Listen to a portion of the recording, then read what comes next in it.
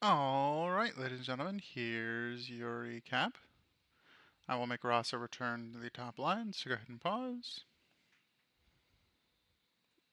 And pause. Whatever this line is will be the top line now. Oh, well, there you go. In the end is the line you missed. There is your recap, and we begin. Hi, YouTube. Hello, YouTube. Hello. No internet. So, oh, look, something's trying to happen. Uh-oh. No, That's no, okay. none of that. It stopped. It stopped. Chrome was trying to do something all on its own. How Um, very dare. yeah.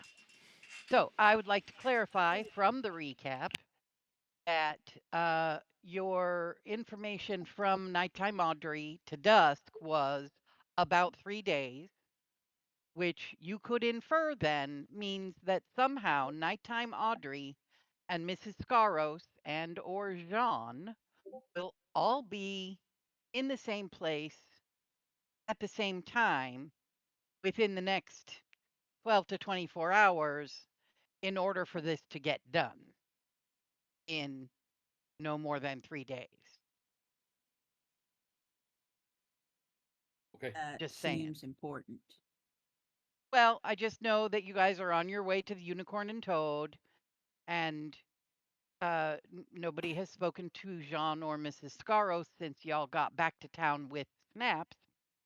And so I thought maybe you should realize that Nighttime Audrey said that Mrs. Scaros and Jean could help her with this armor situation that Dusk has requested.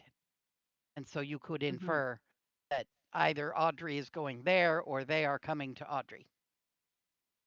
Mm-hmm. Okay. Just saying. Putting an awful lot of faith in our intelligence stat. True. Yes, I did. I surely did. We don't have Professor right now, okay? Okay. So my notes also indicate that I needed to provide a reminder for Burris at LaSalle. Yeah. So the little dwarven girl's name is LaSalle, but I believe you've already figured that out. Yes, I did.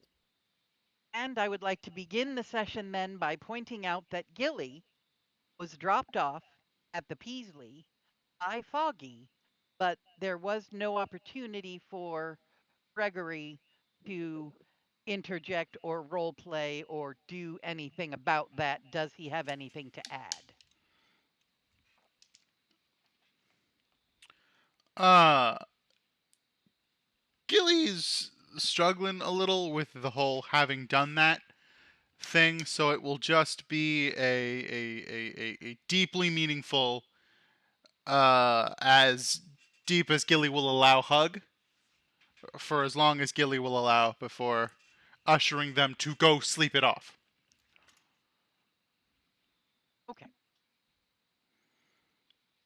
And yeah, Gilly is definitely struggling with the physical toll and the energetic toll and possibly spiritual toll Of course. of what she has done, what they have done. And so they literally are exhausted in all the ways. Yes.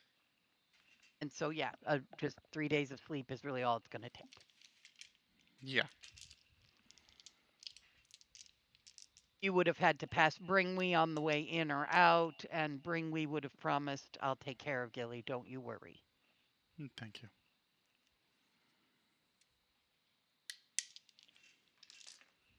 You are deeply Alrighty. appreciated as well.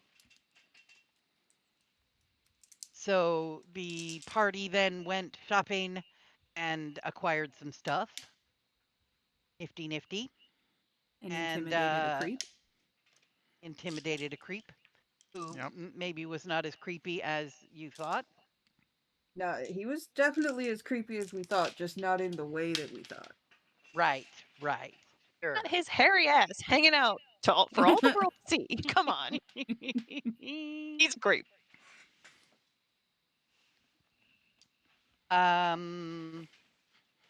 So You have left the unicorn and toad and creepy Rafterbray, and are walking we down the left street. the Audreys. You left the Audreys and the creepy Rafterbray, and are walking down the street to get yourselves to the unicorn and toad. Would you like to just zip there now? Yes, Dusk is on a mission and he's trying to put out of his mind what he just bore witness to.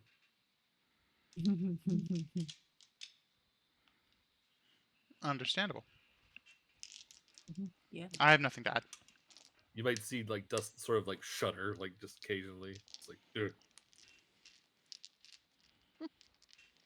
Might as well just pat you on the shoulder and just into your head go, if he tries anything, you tell me, and I will fix the problem. I just don't get it. Okay, sure. He said, I say to you out loud. Just like, Of course. it's just something I haven't had to deal with in a long time, I suppose. But, anyways, I need a drink.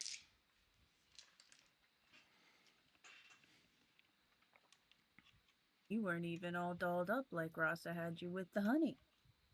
Did you imagine? No, don't imagine. That might freak you out more.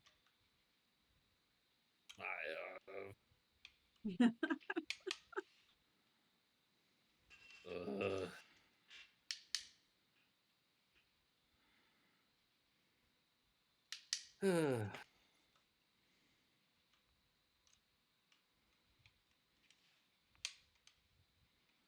Alcohol. suppose that means we fast forward to the unicorn and toad. Yes. Sorry, I'm blowing my nose profusely. Are you surprised? It What? never happens. No. That's never happened before. I thought we decided you you- weren't doing that anymore. Right.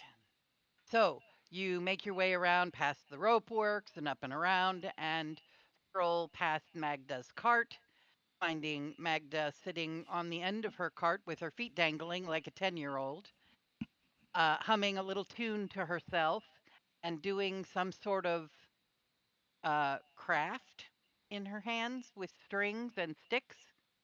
And maybe it's like knitting, but definitely not because there's way too many sticks involved. But she seems to be enjoying it immensely. And she looks up. Oh, hi. Oh, hi, you're back.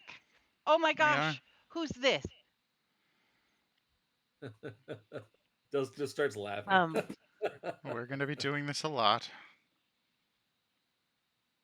And Snap's shoulders fall. Hi, it's me. It's Snaps. I look different now. Wait, you uh we I went Gods we work in mysterious ways. Things happened. uh, I'm different but now. but we went to your funeral service. You're really Mm-hmm. you, aren't you? Yep. Oh my god. And she's It's going to me. drop the sticks.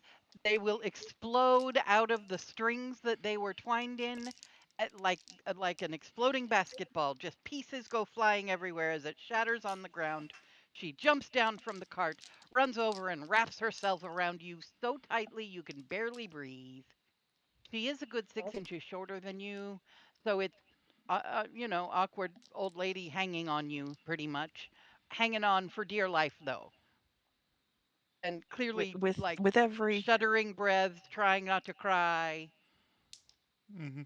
Snaps is with every hug here trying to emulate her dad and just try to give the best, most calm, enveloping, warm hug ever. And just it's okay. It's me. It's fixed. You look fantastic. Although you looked fantastic before, you look fantastic now. Look at them ears. Look at you. Look at you go. Yeah. Oh my goodness, just look. Oh, your eyes Yeah. are so pretty. I never realized how pretty your eyes are. Your eyes are almost the same, aren't they? That's really cool. And hugging, hugging, hugging. Okay, I'm not crying. You're crying. No, I'm not crying. Here, let me get you something. And she jumps up into the cart and comes running back with a tunic. It's probably one size too big, but she just grabbed something because she's so excited, Oh, and there's a beautiful tunic with embroidered edges, very square, not form-fitting, just a generic tunic in a bright emeraldy green. So it's a dark green, Hmm. but it is a very lively dark green with silver embroidery around the edges. And she holds it up to you and sort of shakes it out and this'll fit, this'll fit. Oh, this is great. This is gonna look good. Look at your eyes. Look at the thing. Look at your eyes. Look at the thing. It's beautiful. Oh I'm so my happy to god, see I she's you. so will cute. I will thank her and also uh, try to halt the buzzing around with another hug. I'm just so happy you're here. And I don't know how you did it, and you don't have to tell me, and it doesn't matter because all that matters is that you're here. Look, Foggy, it snaps. Mm-hmm. You knew that. You probably got snaps here. You guys did that. You wow. Mm-hmm. I know things like this happen sometimes, but wow, this is just fantastic, wonderful news for the whole town, and I'm just so proud and happy. And you probably have had enough of this old lady's ramblings and you should go about your business. But thank you for stopping to see me, and oh my gosh, you just look fabulous, and I'm so happy you're back. Dusk, Dusk, if she allows, will take her hands in his and kind of stoop a little bit, maybe to kind of get closer to her level, and looks right in her eyes and just say, "No, thank you for sharing in our joy." Yeah, but yeah, you're a good one too, and wow, you're very calming and reassuring sometimes, aren't you? That's very nice. You feel good in my hands. Do you feel that in your hands? Um, uh, um, what do you mean? You're and she gives your hands a little squeeze. You're Oh, you're very reassuring when it's very yeah, nice. that's what I'm told. Yes, yes, I appreciate the compliment. Very kind of you. All right, well, you all ought to go in there and get some supper or something. It's really late. Have you had supper? We had cheese. Not No, yet. no, we. It's been a day, Magda. To be honest, it's been a day. I Uh, imagine.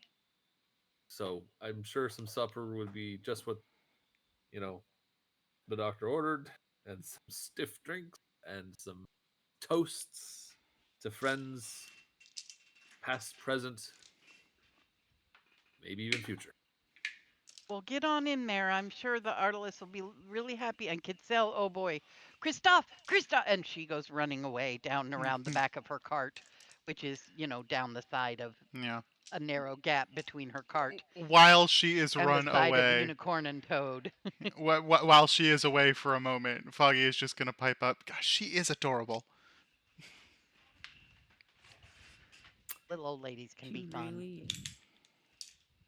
Dybrook is just a quaint little town full of nice people. Yeah. And she'll come squiggling back with Christoph in hand. You got to tell Cassell. You got to go tell Cassell that look, that's Snaps. Snaps is back. Look right there. That's Snaps. And Christoph is just yes, Magda. That's fantastic news. But I was dealing with the Snaps. Really? Wow. You looked at that's amazing. I have a very angry ox, but it's good to see you. And then he dashes back toward the front of the cart.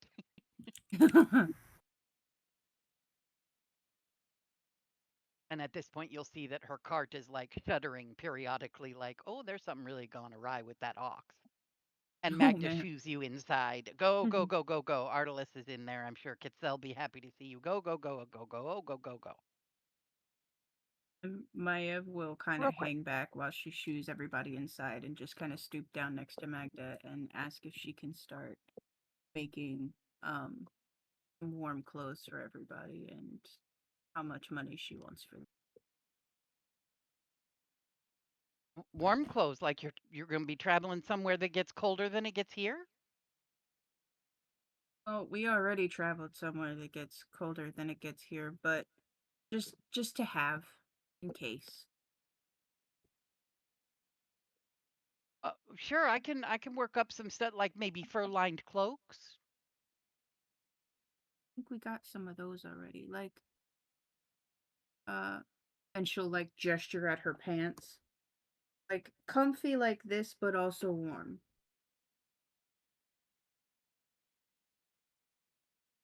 Feel like this, but also warm. Let me see what I can work up. You want like traveling clothes? Yeah, Huh? for everybody. Yeah. Let me see what I can. I could come up with something. Maybe some heavier fabrics. Oh, I know. I can make it like 2 layers of fabric together. I could. Yeah. Yeah, I'll come up with something. You got a color in mind? Um. Hmm. Whatever you think for everybody, even if they're all different. Okay. Okay. Let me see. Yeah, I'll get some stuff ready for you by the maybe give me 10 days. Okay. Lore master, librarian, start a countdown for me, would you? Sorry, my computer screen seems frozen, but I can still hear you guys. That was 10 days for 10 close? days. Yeah. 10 days. And before Maiev gets away, Magda's gonna go, wait, you're missing somebody. Where's Lady Rasa? And I know Lady Rasa's gonna have some opinions about her clothing. yeah, she's off becoming a champion for a goddess. But she'll be back. She'll be back soon, I'm sure. And Maya would have been fiddling with her pouch trying to get some money out for Magda. She's gonna leave 20 platinum with her. Oh no, you can't pay me now, dear. I don't know how much materials I'm gonna need. You'll need to wait. Now I'll get you a price once I figure it out. So Well, what if should the I? price is more than this, tell me when you're done. I don't even know if it will be that much, dear. I'll just give you change. Okay. Tell the librarian how much money you just gave to Magda. 20 platinum. 20 platinum. Probably more than enough.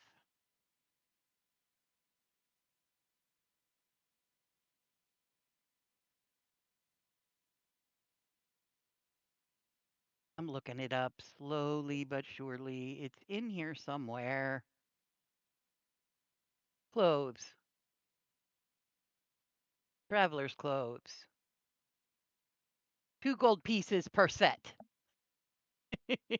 So she's going to refuse and just take the 1 platinum would be well more than the 10 gold pieces that are needed, right? 1 platinum is all she's going to accept. I will put 10 platinum back in my inventory for now. Okay. Great. Did you get all that, West? Yes, I might need to Great. restart my computer.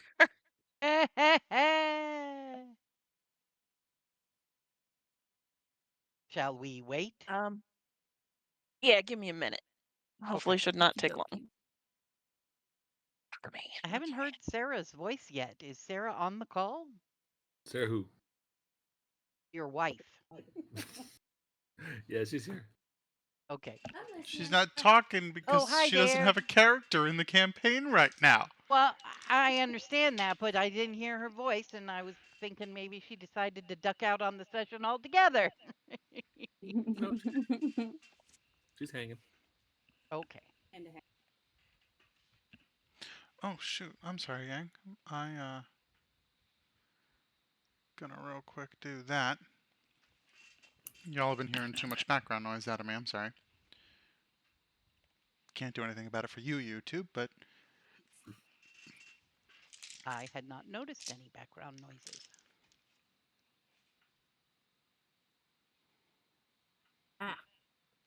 man. I just finally found the fancy clothes in my inventory. Ah. So I will drop that description that I smartly wrote down into the chat. And she would eventually relay most of those points to Magda and hope that it kind of matches a little bit. Got it. Oh no, did I turn? No, I'm fine. You hear me? Hooray! Oh, she's back already? Oh, Yes. Is Ashley West I think back so. already? Yes, can you hear me? Oh, mhm. I can. Oh my gosh, that was very fast. Okay. You didn't have to restart the whole computer. You just had to close your browser and open it again? Nope. I restarted the whole computer. Wow, I need a new She's a quick computer one. bad. Yeah, new computer. Got to get a new computer. So you make your way inside and find Kitzel behind the bar, doing Kitzel things with Kitzel's little stool. And she looks up and, oh, hi, folks. Nice to, oh, it's you. Hi. Oh, my goodness, you're back. Oh, yeah, you're back. How Mhm. you doing? Everybody okay? And like I forget who I'm talking to vibe happens, Mhm. and Yeah. she goes from excited greeting customers to, oh, greeting friends who've had a recent loss. Tone it down. Tone it down a bit. Yeah, and And uh, and so it's good to see you all. You're short a Snaps couple of is nuts in in let your barrel. Band-Aid off mode. So Snaps is gonna step forward. Just once again. Hi, Kitzel. It's me. It's Snaps. I'm Snaps.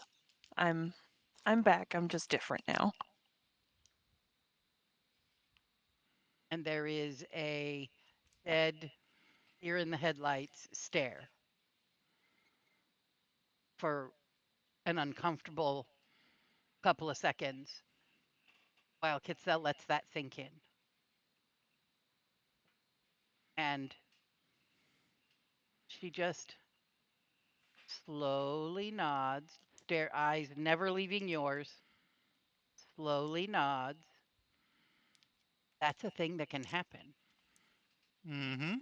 I've heard And about that. Snaps You is okay? just quiet, meeting her gaze and letting her take it in, letting it sink in, because that's a lot for the normal everyday person. That's a lot for Snaps. And after some period of time, the eyes will break and take you in, explore the new physicality, and then get back to your face and go, "You okay?" I'll be okay. It's a little different. It's tall, good and tall. Yeah, not the same You're size as gonna before. could have ended up like It's me. it's And she hops down off the stool and comes scurrying around to the front of the bar to give your legs a little hug.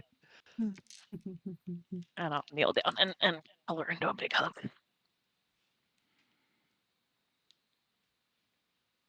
You're not as Gnome Snaps would have been so intriguing. cute.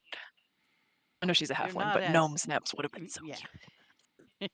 cute. You're not as intriguing, on the street as Mhm. you used to be, but I know who you are, and that makes you special.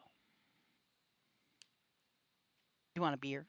It's I would love something strong and easy to drink. We'll do beer or ale all around. Hey, I'm gonna mix them. Watch that.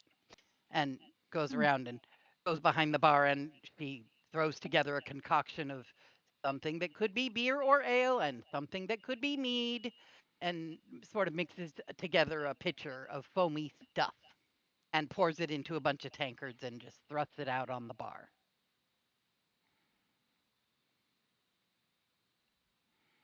And where's the other two?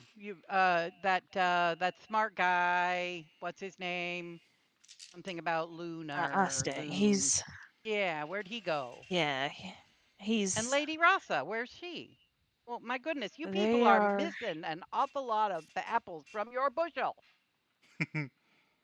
they are on their own separate paths at the moment, but as far as we know, safe.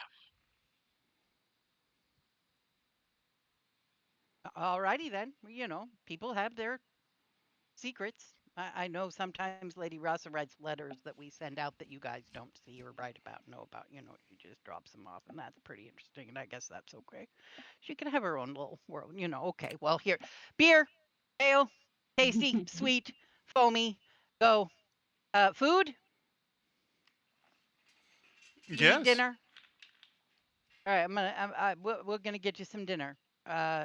Get over there, sit, get comfy. I'll be right back. And she hops down off her little stool again and scampers out through the little cubby doorway that you're familiar leads to the kitchens.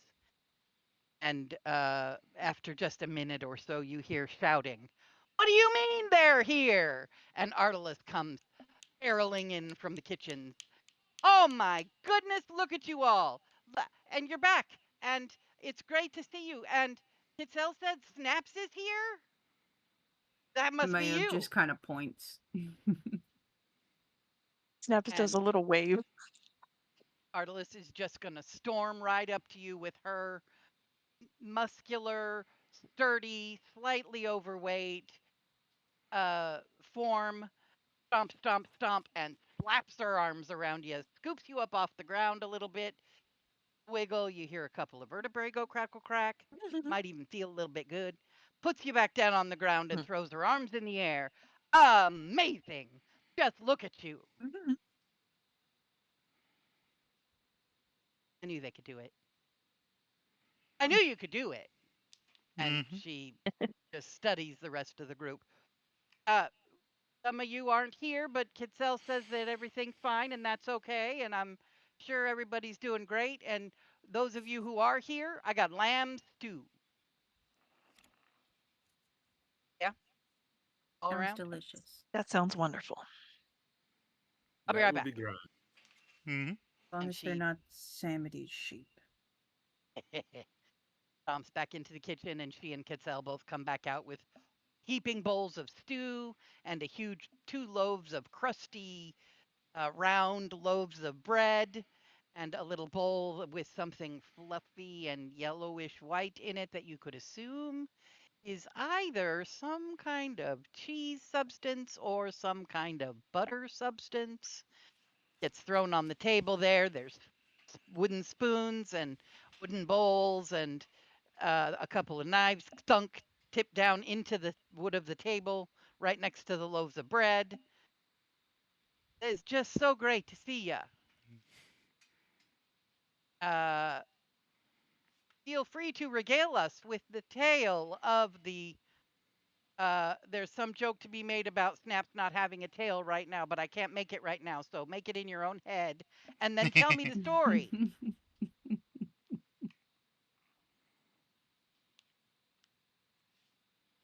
um well, we went up the mountain and a light shined on our shield and returned her to us.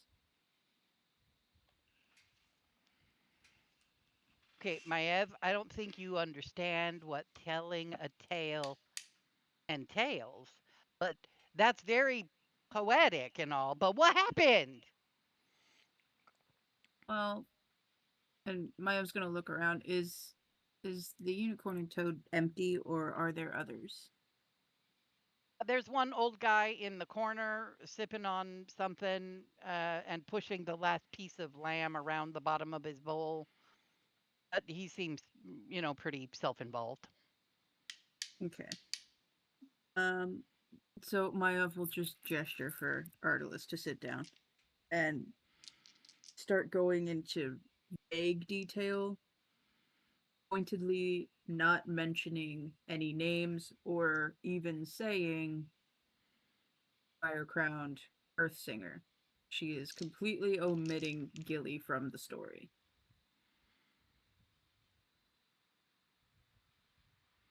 And she'll tell her how we, got help from Miley to get most of the way there.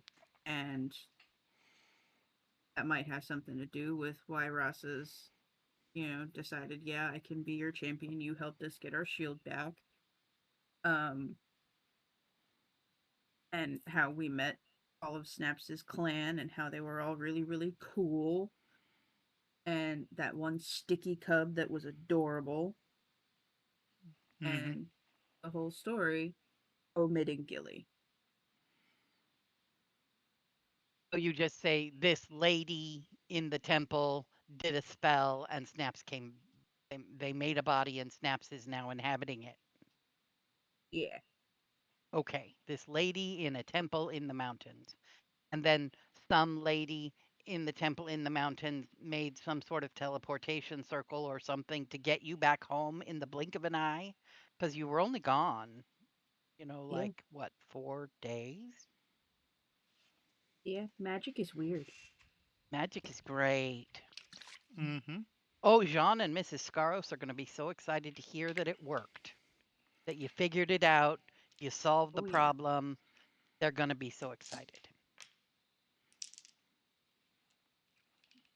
Are they gonna be making a trip into town time soon, or Oh, what is it day up is to us to go out today? to see them? Yeah, I think they're yeah, tomorrow. They're supposed to be here tomorrow. Their weekly visit. Mm-hmm.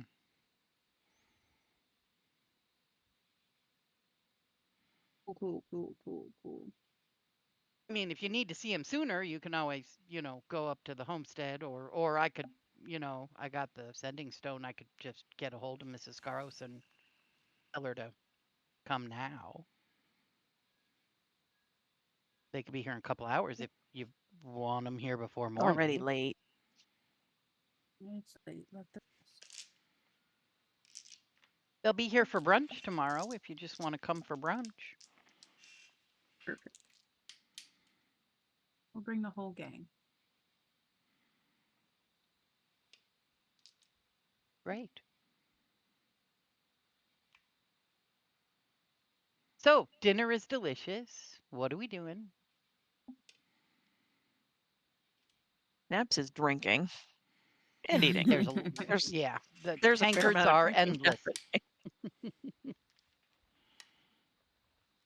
I think Maeva's probably drinking slower than you're accustomed to seeing her, and she's still fiddling with some paper and some writing implements, and she is gonna wander over to Artelis at one point and just kind of say, you know how sometimes Rasa has you send letters out for her to places?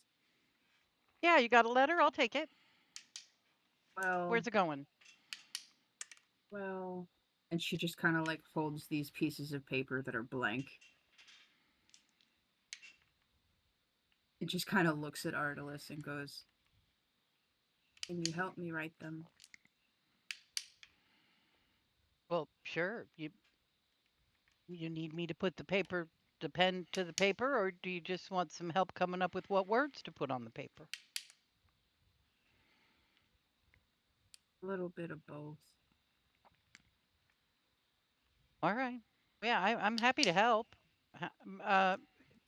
Hey guys, Maiev and I are gonna enter.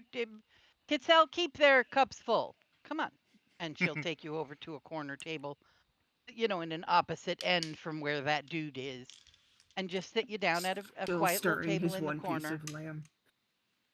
and the two of you can hunker down over however many sheets of paper are necessary for however long it takes to get some words on paper.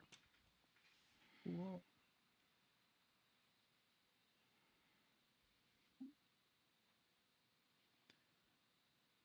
And if you'd like, when that is completed, you can come back to the table where everybody else is, and Kitzel's going to refill your mug and bring it to you when you come back to the table. Here you go.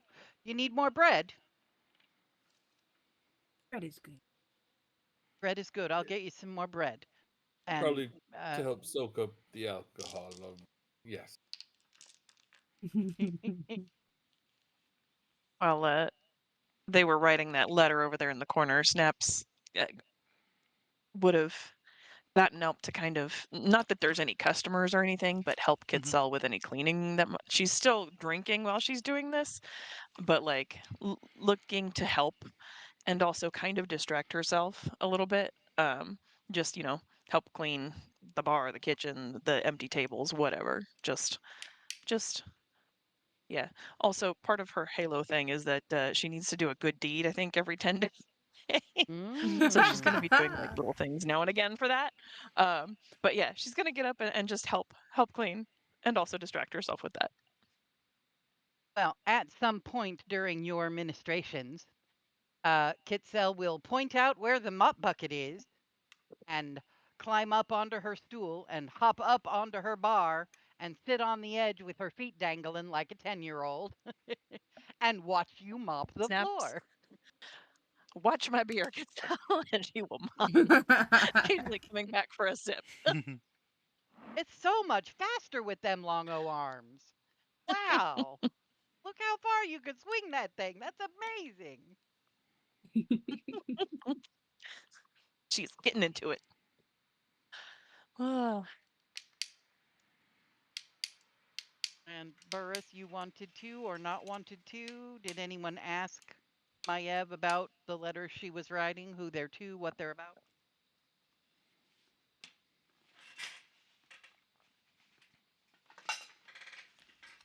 That's a valid question to the rest of the players. If anyone asks, Maiev is not being secretive about it, and I would be more than willing to read them to our players if they would like to hear them.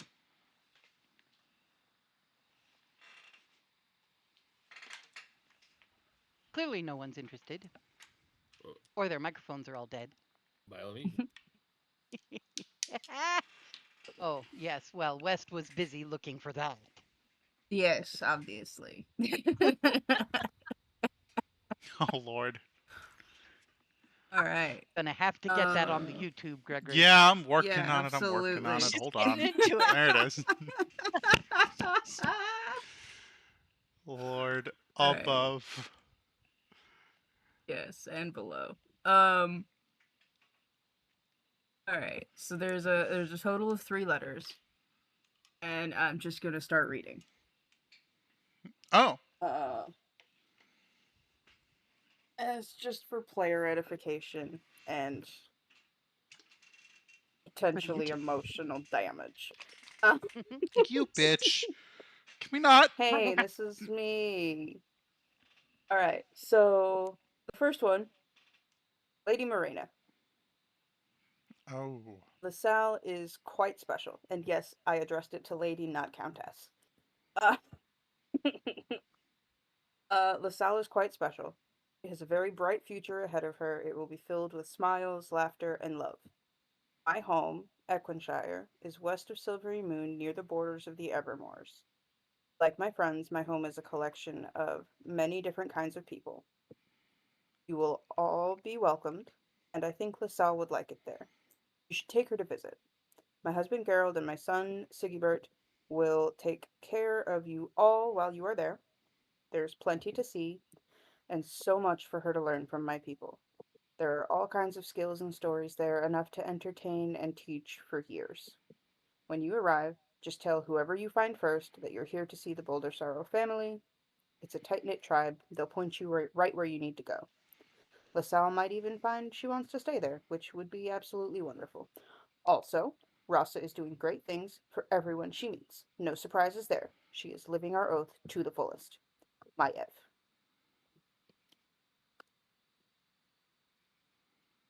Letter number 2. Siggy. I hope your dad isn't letting you do anything I wouldn't let you do. Make sure you keep up with your daily tasks. Help your dad while I'm gone. I know I've been gone for a while, but I think of you and your dad every day. I miss you both so much. I found a group of people that are like a second family now. They all want to meet you and see how much you've grown since the tattoo of you. Miss Rasa is a lot like me. I think you'll like her. She's smarter than me, and she's so kind and helpful. Mr. Dusk is so funny, and he's good with his hands, kind of like your dad. He makes little wooden things that always turn out so cool. Mr. Foggy is a lot like your dad and me at the same time. He has a wolf in him that when he gets really mad, like when I do sometimes, and then Grandma and Grandpa and everybody shows up, he changes a little bit. One time, he had a tail like when Dad changes himself into a big wolf. Miss Snaps is a little hard to explain. When we met her, she was a tabaxi with white fur and spots, but then there was the bad guy who killed her. But we got her back. We went all the way up a mountain to her home and her tribe, and they helped us bring her back, and now she's an elf like Foggy. She's kind like Rasa and so very sweet. She's our shield. She and Dusk protect us and heal us when we are out helping people. And there's one more elf in our found family. He has a really long name, and he's really, really smart. We call him the Professor. He he just kind of appeared one day and started wandering around with us, but he disappears a lot too, and he leaves this ball of string behind, so we take it with us. Never forget how much I love you, sweet Siggy. I want you to meet everyone here in Dybrook.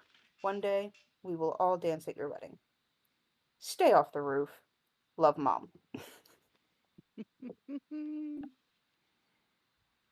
And letter number 3, my dear Gerald, I have so much to tell you. I've been on so many adventures and met so many interesting people. I have found a second tribe out here. They all want to meet you and Siggy. There's Rasa, who's been with me since I left. She is strong in her own way and so kind. She took the oath of the Amethyst Order with me. We are knights now. Dusk is a little silly, but handy like you are. Like both of us. He's smart like you. He fights like me, but with a wolf. His name is Karak. Snaps is so special and so sweet. I haven't really figured out the professor yet. He keeps disappearing. I asked someone if they knew something that might happen, which was a good thing, if they would talk about it. They sort of said yes. I had a dream. It was so real. It was more like a memory, but of something that hasn't happened yet. I was dancing with Siggy, all grown up, at his wedding. Everyone from Dybrook and the Morning Temple, where Snaps is from, was there. When I looked over his shoulder, I saw you were dancing with his new bride. It made me smile and laugh because she was so much smaller than you, and you were trying not to mess up her dress. It was all so beautiful. He looked even more like you, and so happy. I think I've met the girl from that dream. She's an adorable, sweet little dwarven girl named LaSalle. She's being cared for by a fancy dragonborn lady from where Rasa is from. I told her to bring LaSalle to visit, meet everyone, and just see what happens. If they come, take care of them. And keep Siggy off the roof. Love always, your everlasting.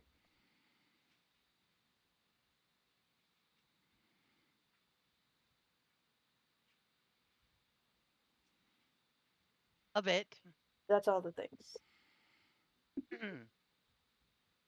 Artelis helps you do wax seals, so they're all nice and folded and tucked and sealed up, and gets them and puts them together in a little pouch and promises that they will be delivered within a 10-day. Cool beans. Cool beans.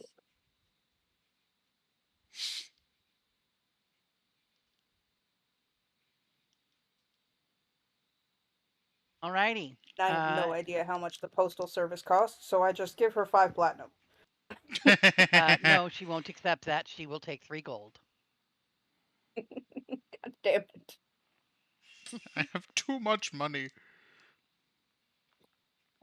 I throw magic items at you people that are so expensive, and you keep trying to throw your money away on mail and beer. Priorities. You understand. Oh. Sorry, my eyes were leaking a little bit. Just a little bit of leakage there, raining on your face. A little bit. Oh, speaking of mail, I almost forgot. Oh, but Ross is not here. Artelis is like scratching her head. I don't know what to. Oh, okay. Look, this one. And she digs back in that pouch that she dropped those in and pulls out a little folded piece of paper with a wax seal on it. And on the front is written in clearly difficult to read script. She says this is addressed to Rasa, but it says Rasa and friends. Since Rasa's not here, can I just give it to you guys?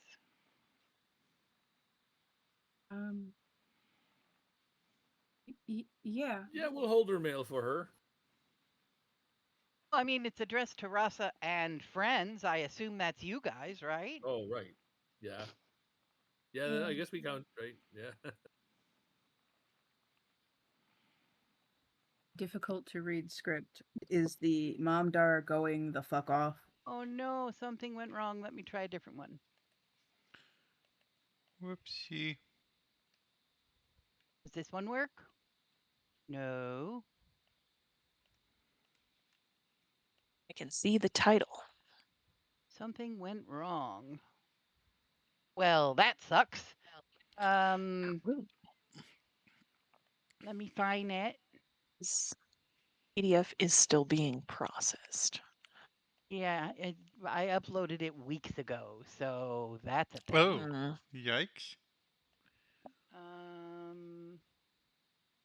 Is, is it something where you have to like make sure it's checked for us to see? That's what I was just doing. And then worst case character scenario, can you images, put it in the Discord? letters and messages. Nope. Something when please check your permission. One of our recaps has also been updated back in May. Load to general. How's that?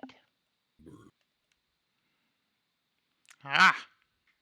I don't know how you're going to get that on the YouTubes, Gregory. Did I just see Okay, some so- other thing happen? Yeah, I got it. I got my ways. It worked out.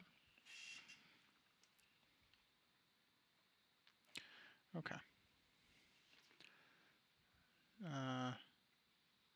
Yeah, you guys have the title by now. Whoops. I'm gonna do that.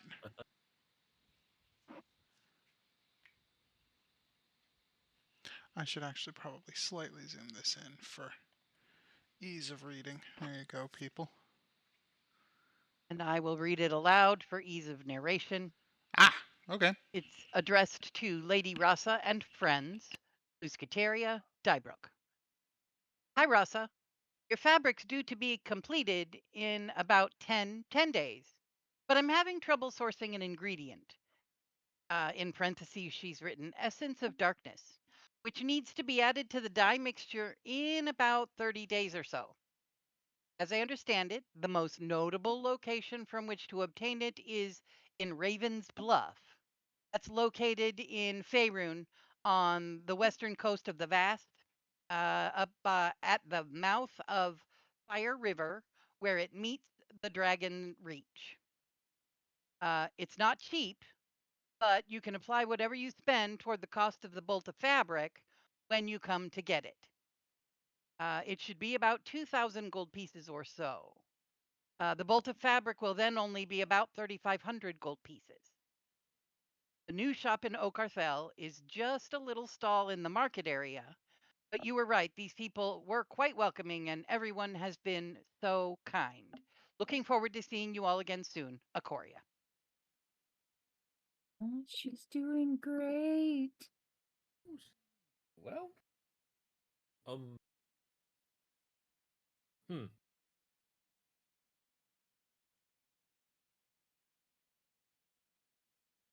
Well,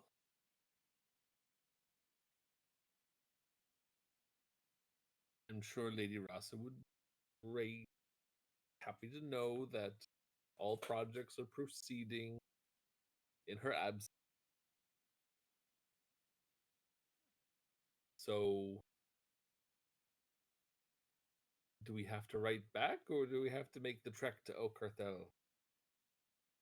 Where's that? Oh, well, we gotta go to. Oh, we have to go to the bloody place to get. We gotta go to Faerun?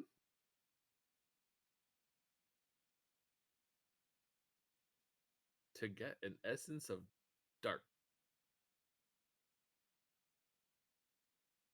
In 10 days until it's ready. But in 10 days, she needs this stuff.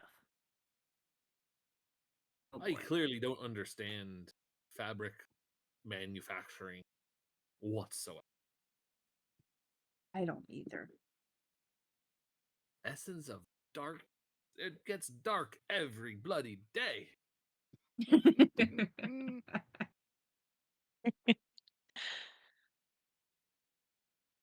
So you all might remember the fabric that was hanging in the window of her shop in Dracot, Mm-hmm. where the black was so black it was almost a hole in the world. It Oh, right. caught Snap's eye. She's got that Yeah. Vanta black fabric. Yeah. And she had indicated that it was an experiment and it went well. So Rasa had said that she could make use of some of that. And Rasa asked her to produce a full bolt of it. But the dye would have to be manufactured again, and she already gave her a time duration for that, how long that was going to take. And apparently there are still 10 days to go before the finished dye and woven fabric can be combined into a bolt of void fabric. But in But the part that 10 takes the days, longest, she needs the part that's missing. yeah, she needs a substance to make that fancy dye, which the dye itself, she made it clear, is a very complicated problem Mhm. that is really messy and hard to make, and you got to be precise, and it takes a long time to stew this dye. Weaving the fabric doesn't take that long. It's the dye that's the hard part.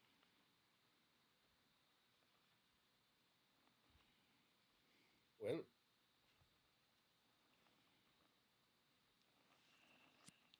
All right. I mean, Well, if all's quiet around here, I mean, little field trip wouldn't be so bad, right? yeah, our clothes aren't going to be ready in time, but it's fine.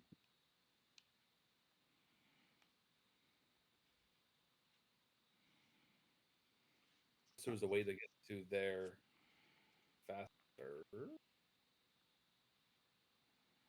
Well, I mean, if Snaps, who has Smiley's kind of hanging wandered back around. over from mopping.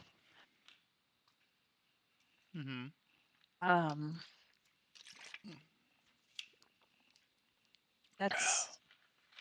that's all. Like she's just like does not recognize any of those place names, except for very far away. She's like, that's across the sea, isn't it? Yeah. Yep, that is. I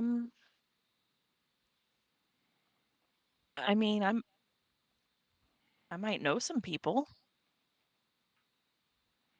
Just as I was who thinking, can. if only I had the beast in this campaign with all his contacts in Salt End Landing. Who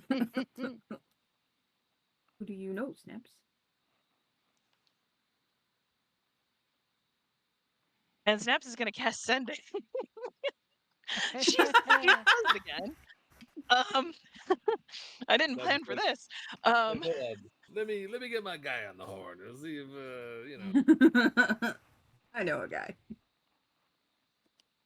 And I might know a guy.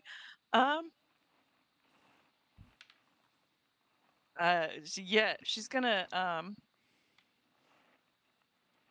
think of one of Artemis the comes barreling out of the kitchen while you're talking about might know a guy, and unfurls this great big map on the table and goes, "You said it said the Dragon Reach, right?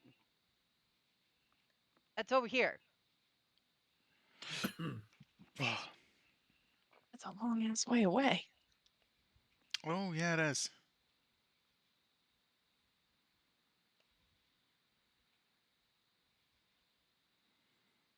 And just to confirm, because I'm making sure I'm not being stupid, we are that, right? Yeah. Uh-huh. Okay, just making sure. Yeah, that is a ways away. And I missed the ping entirely. I was looking for. It's over here. It's the it's the top of that that finger of the Sea of Fallen Stars is called the Dragon's Ah. Reach.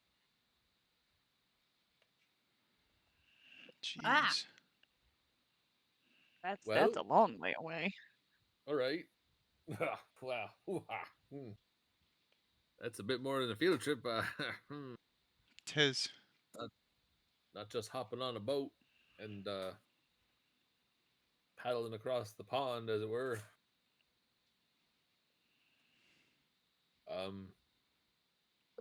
Maybe we could talk.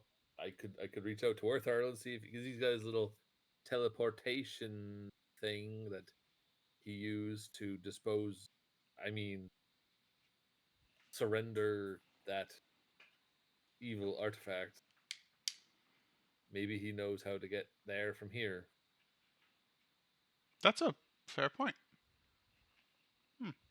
This is Yeah, 'cause where I think he they told you he was taking or sending by way of teleportation circle. Well, I mean, that's like a third of the way here. It's like Yeah, it's roughly a third of we the way. we don't have to spend all that time on a boat. You guys Yeah. really haven't gotten the down low on the academy yet, so you aren't Nope. real sure what they are and are not capable of, except you do know now that they at least have a teleportation circle to get to Candlekeep. Maybe they have others. You don't know. Well, Dusk will cast sending and get to the bottom of But I'm going to go with Snap sending first. it. Okay. All right, hold on. Getting a notepad out. I'm gonna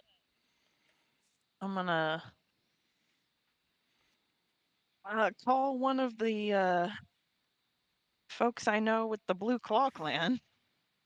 Phone a friend! Phone a friend! Phone a friend. Maybe like one of the younger captains of the clan, who I probably, if they're close to my age, I know them. And just, hey, I know it's late. Sorry about that. By chance, is the Blue Claw clan in any close to Uskateria right now? Well, That Snaps was a already mess. knew that one of the ships was coming in within days or weeks of your resurrection. Yeah, that's right, because they had to pick up Wave. Mm-hmm. If that was mentioned to her. Hey, are you guys still hanging out in the vicinity of Uskateria? Yeah, it still fits in the numbers you used earlier. You're going to hear back. It's ascending, so you send your 25 words. Yep. And all you're asking is, are you here? Basically, are you? Do I have enough room to say? Are you able to Might need a take on lift. passengers? Might need a lift. Yeah. You had 5 words That's left. better. Can Might you need a take on lift. passengers will fit? Might need a lift. Oh yeah, that Okay, works might too. need a lift. Okay. How about you send I that don't have to message to Wave? introduce. Yeah, I can. Okay, I can send that to Wave. Cool. Let Wave Sure. answer then. Just You're talk to gonna be yourself for a talking to minute. myself. Why not? You guys make me do it all the time. No, bitch. I fucking love this game. I don't have the brain power. Okay. I'm going to say Uh, that Wave is being picked up probably 2 days from now. okay. Oh, well, we'll be on the North Coast in about 2 days.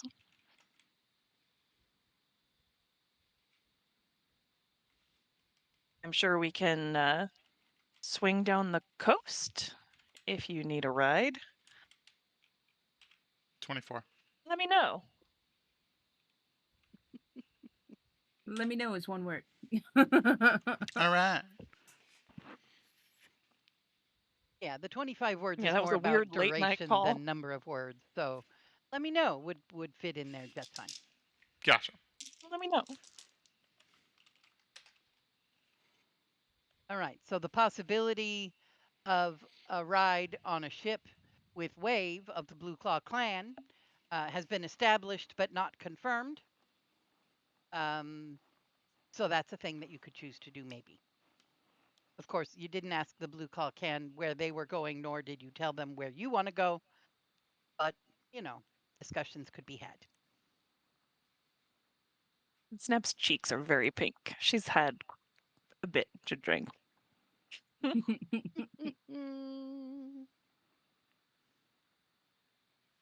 Okay. Then Dusk had a thought and said, "Hey, let me try ascending in his boozy state." Drunken sending for the win. All right. All right. Dusk cast sending. Mr. Wizardly Werther. Need teleportation services if possible. Going to Faerun. West coast of the Vast. Mouth of Fire River meeting the Dragon Reach. Please.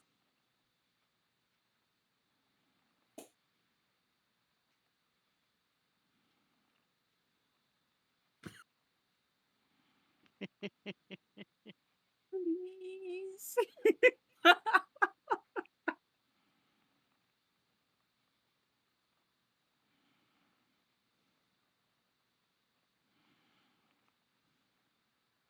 I'm missing all the gifts while I'm trying to get ready. B-day.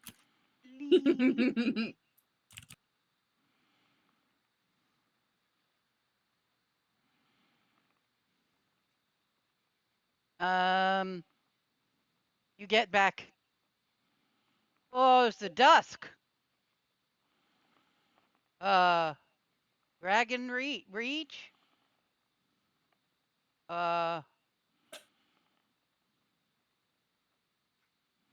The Vast. Yeah.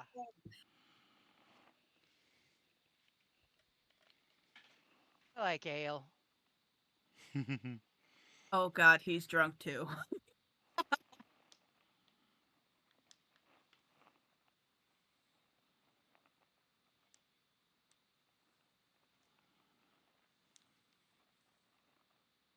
At the end of his message, I like ale. Yes. I like ale. I like ale. Okay.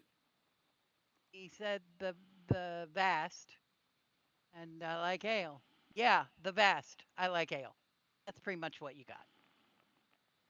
And Snaps has a very good point in the chat. Notably, the last call to War Turtle was Dusk begging him for help to bring back a disintegrated person. It's just like, hey, we gotta run some errands. Would you mind being our Uber?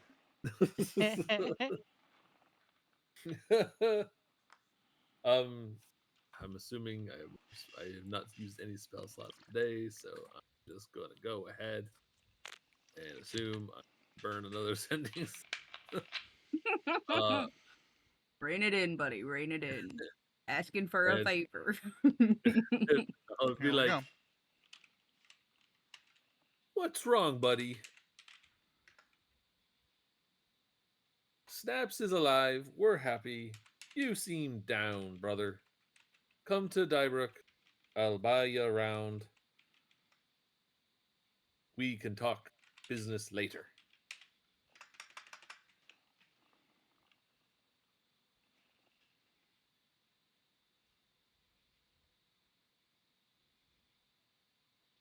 Terrible, terrible drawing, but there you go. Did I move the map view? I didn't. Oops.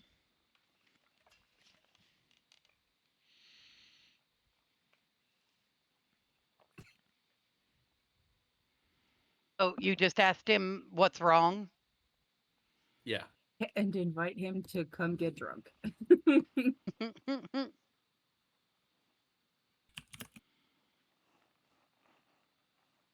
Oh, so nothing wrong, sonny boy. I just like my ale. Some days are better than other days. I could help. 5 more. It ended with 5 words worth of snoring. That tracks. Did I wake him up? Was he just drunk? Tired? Some combination thereof. But he did say the words the vast in the first message, and Artilus, if you said his message out loud, Artilus is thumping on the map. Right there, the vast, right there. Oh, look at that. I mean, that's really, you know, Pretty close. a narrow place. Seems like there's cities. Are these little dot cities? Places? Civilization? Uh-huh. Mm-hmm. I mean, Yeah, Dragon's Reach is a place. A lot of people right. know about Dragon's Reach. Don't, I mean, that I'm sure a worldly person like Mr. Wertherl is. Maybe even been there. Vacation, perhaps. But he has to sober up first. Seemingly. He's not the only one celebrating or something. I don't know. He seemed a little lucid. So he might have to sleep it off before we ask him. But he said he could help. I don't, you know, you know, he didn't exactly elaborate.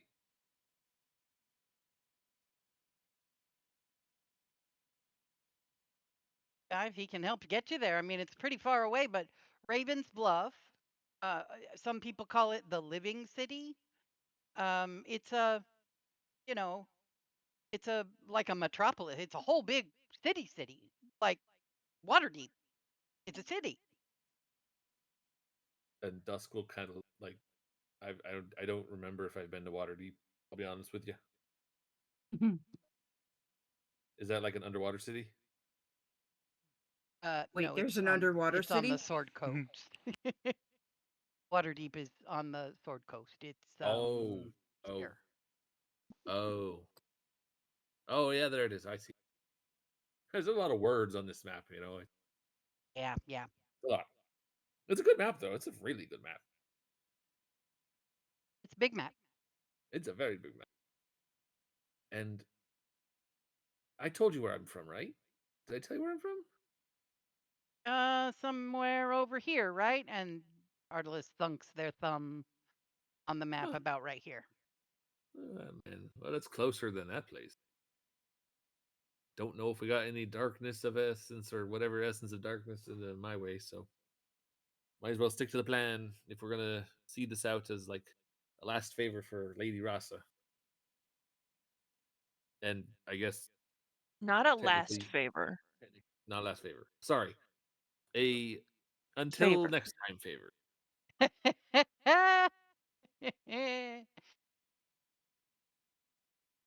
So, while this great big map is out on the table and Artelis is thumping her fingers and thumb where, in the general vicinity that Dusk is from, uh, Somebody else might poke at this spot over here and say, "Isn't that where Lady Rasa is from?" I believe And so. then Yeah. Maiev would Yeah. poke down here and say, "Yep, this is where I'm from." Oh wow, we're like neighbors. We didn't even know it. I mean, Yep. that's a Foggy. huge area, but Foggy Well, is the far forest, right? yes, I'm from right Yeah. there. oh bloody hell! Yeah, not exactly a nice place, but it was home for a time. And all of us ended up on this wee little continent off in the middle of nowhere. Well, I didn't exactly have choice in the matter, but you're not wrong. And Snaps. I'm from right here. She pokes her finger. You're in the upper right prong of the X. Actually Dear. local. You're the local, the local yokel. Local. Right. Alrighty, so Zephyrs we've from covered here, if anyone's everybody on the curious. map. Huh? Zephyr's from here, if anyone's curious. Oh, Wait! I missed it. Where? Zephyr is from the Chonal Wood. Condlewood. Kind of right where it butts up Oh. against those mountains. That's Yeah. familiar for no reason in particular. Mhm. But anyway,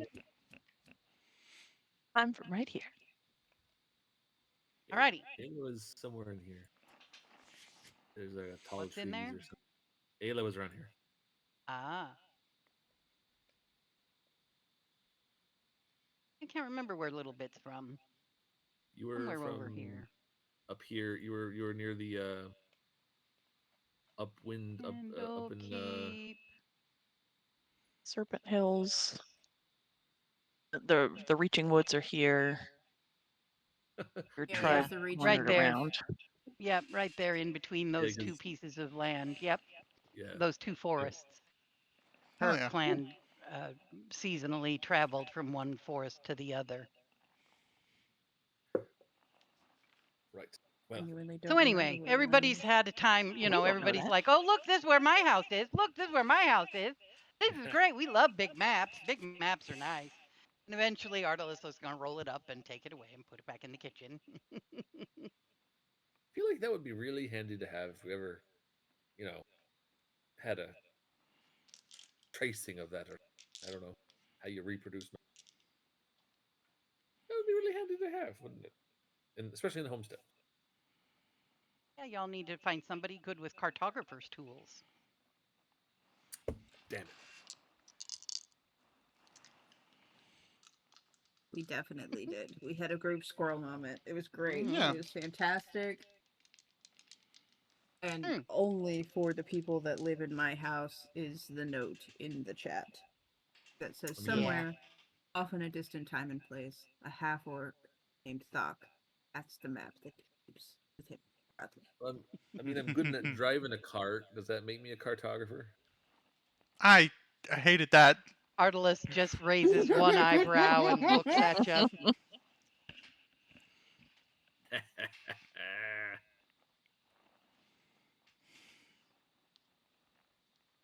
Does Snap say out loud that Wave is a cartographer? I mean, if someone mentioned that, she might say it. Yeah, Wave makes maps, since she's thinking of Wave. We should see if we could pay Wave. That Mayev has picked up the speed of her drinking closer to normal at this point. We can. Will Wave let us pay her? Because nobody here, and she looks square at Artelis. Nobody here lets us pay them for doing nice things. Hands in Will the Wave. air, palms out. Scaros, not me. Scaros, not me. Will Wave let us pay her for making us a map of big, like Artelis has? I don't know. She might take money, or she might have tasks. There's always tasks to do on ships. That's what she tells me. Been a long time since I was on a ship. Never been on a ship. Got to look into Actually. how long it would take to get there on a ship. I think I looked into it once. You mean in the other campaign that you're running, you don't know how long it's going to take us to get from Salt End to the fucking coast? Leaving Or are Salt you End guys by going a on a journey boat. too? Oh, yeah.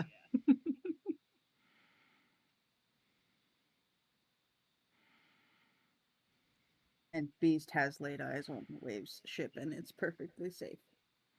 It looks like ship sailing is 2 miles per hour.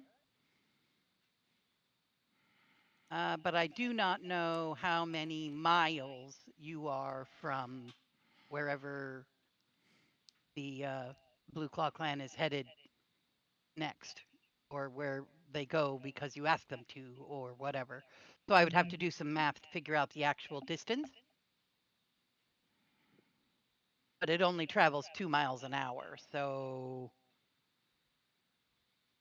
that could be a problem. That could be a problem. Well, we possibly have options. We know that there is a magical pathway once War Turtle is not drunk, and Right. there will be ships around for the next couple of days. Not something that needs to Fantastic. be decided over drinks right now. Right.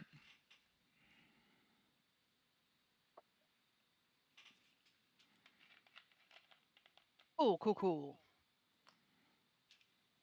I think we're all good and hydrated. Yes, very well Plus- boozy hydrated. So, As we- Artelis is saying, so you're coming by here for brunch tomorrow. What else you got on the table? What? I mean, look at you, Snaps. You're so sprightly now. What are we gonna do with you? Well, Magda's As gonna make Naps us all some just warm clothes. blue screen of death just zones out for a second. Like, she doesn't know. Y'all have plans? I mean, what's next on the task list? You've done the big, the impossible that is clearly not impossible. What's next? I think we're in the market here for work of sorts.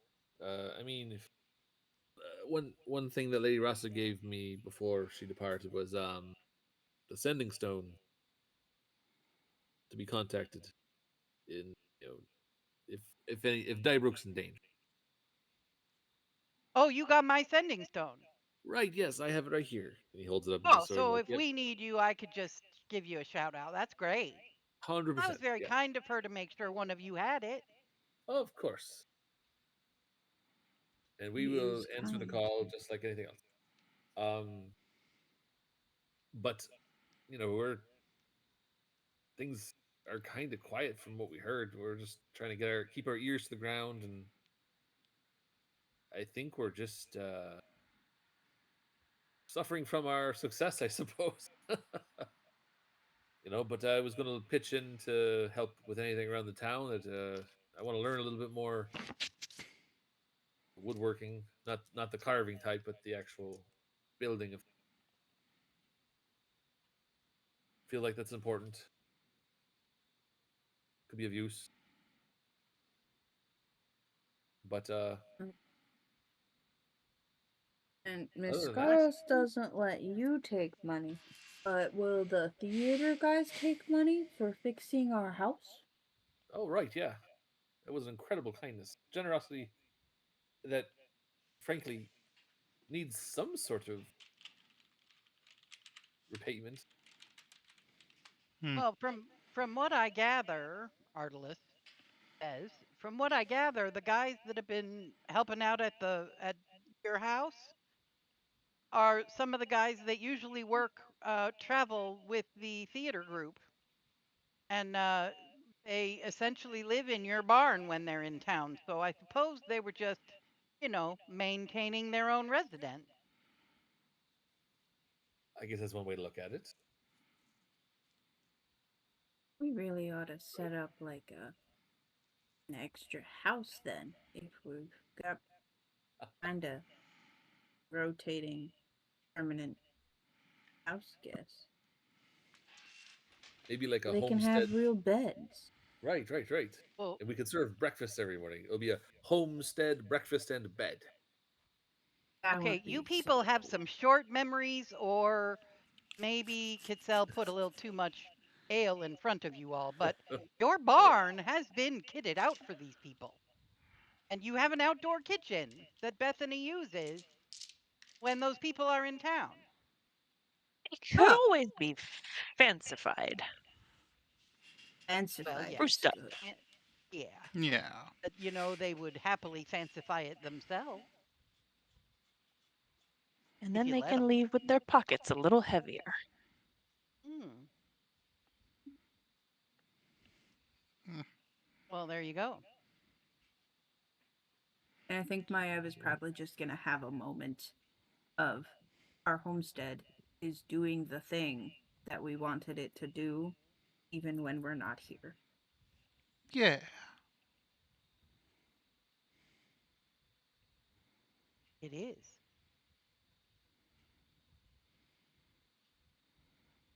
Ah. And I got to tell you, Rotha, the lady who Hmm. used to live there with her husband, she comes in sometimes with Jacob and they have lunch with the kids.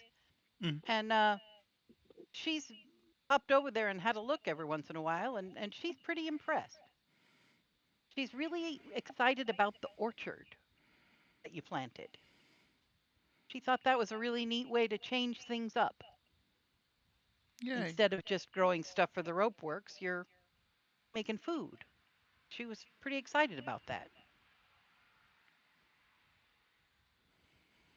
And there's just like Maya was like holding back the proud tears, but they're falling forward now, and she's just got this giant grin across her face. Yeah.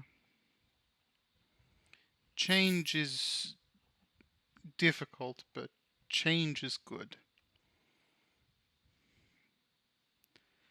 Change Artelis is tries very real good. hard not to look at snaps. Change. Oh my goodness, I Yeah. should go talk to Master. I haven't spoken to him since I got back into town. Oh god, how long have we been the guy who taught me the whole punching people and stuff. Yeah, he's People and stuff. yeah, the And, controlling the wolf, Gregory. yeah, I know. He's drunk. He's Okay. drunk. Oh, he's drunk. Right, I forgot. He drunk. Go ahead, I'll be quiet. So he'll continue. Yeah, the dude taught me the whole punching people thing and the throwing the fire and the not turning into the wolf anytime I get angry thing. Yeah, that guy. He's like a The guy couple that made days Kurok your walk from buddy? the. Yeah. Well, helped me put him in a box, but yeah. The one who really made Kurok a buddy is, and he points up, that person. But I haven't talked to him And at since I this got with point, the. Augie's got Kurok in his head going with a very menacing growl. Yeah, I know you don't like him, buddy. I know. Which he says out You loud. need to talk to this guy. Well, it's But just that. Kurok doesn't like him. Yeah, Kurok doesn't like him because the thing I said months ago at this point, Jesus, that I tore a swath down the Sword Coast. And he taps the side of his head. Kurok just thought he was doing his job and was just cutting a swath. And at some point, somebody beat me enough to put me in a box and then throw me in the ocean, and I ended up here. And then Kurok started doing his job again.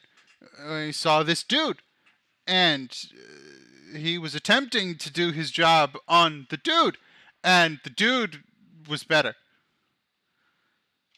Oh. Yeah, the one guy that was able to beat me in a fight when Kurok was completely unleashed, and it was one dude. It was one dude. Do I need to talk to this dude? And she's like, her eyes are starting to do that thing. he's a little. No, he's fine. He's a little eccentric, but he's fine. He's good people.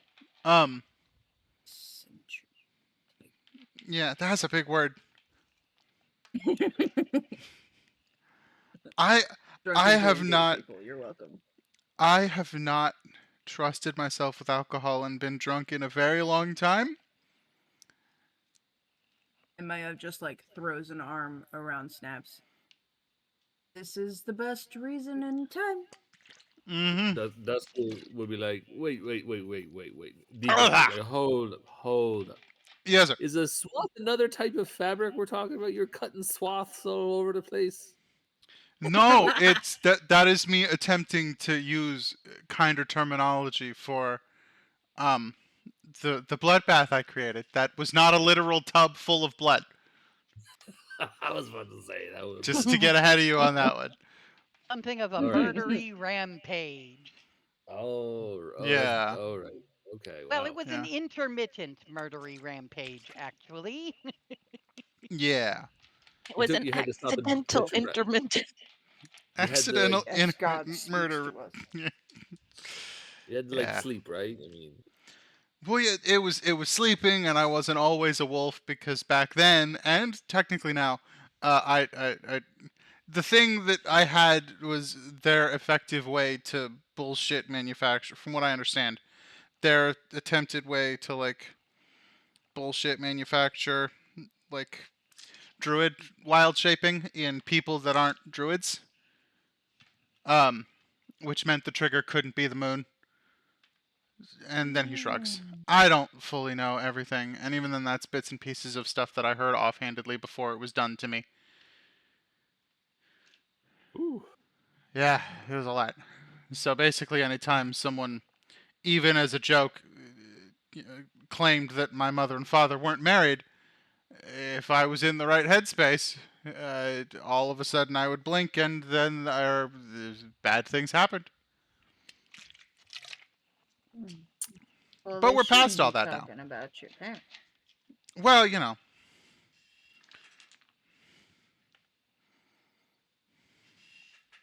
Well, You know and how. during that time, Foggy had no consciousness or recollection of what was happening when Kurok was in control. Yes.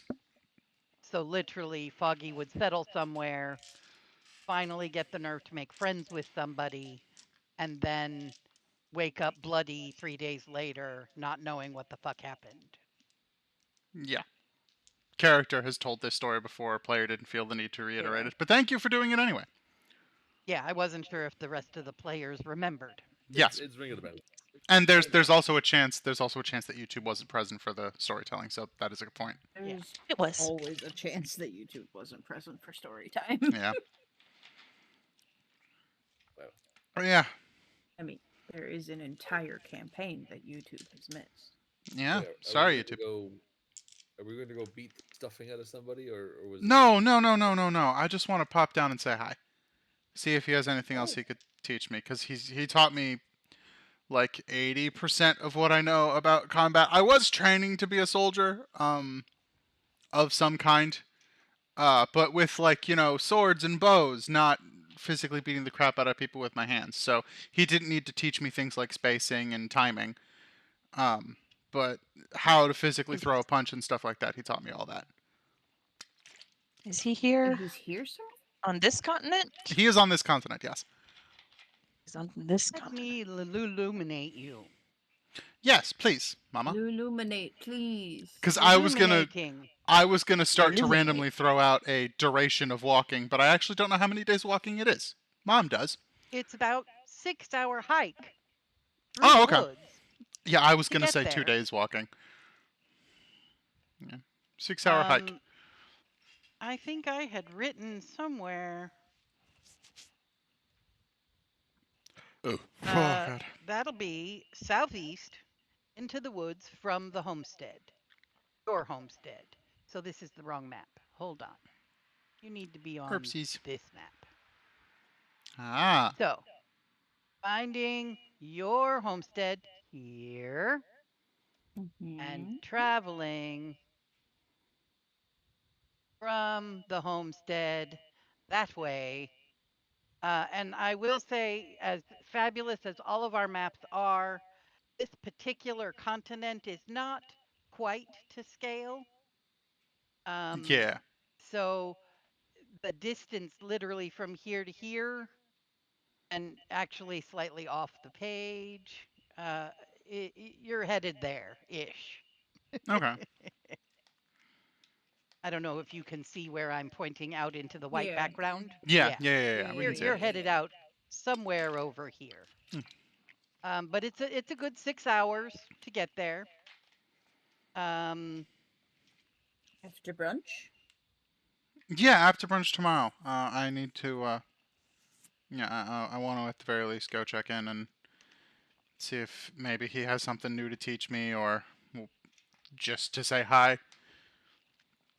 Because I haven't engaged with him since. Yeah, of course. I'm not gonna. Good, because if he Yeah. says anything about your mom and dad, I'm gonna beat his ass. He never once insulted me. He's good people. Artelis very carefully and quietly grabs Maya's mug and slides it away from her and looks at Cassell and says, I think we've had enough. Fog is gonna gently slide his own mug away from himself. I don't know my own limits anymore because I haven't drank for several years. That's not entirely true. It's been a long time since I drank. I stopped counting a lot of things a long time ago.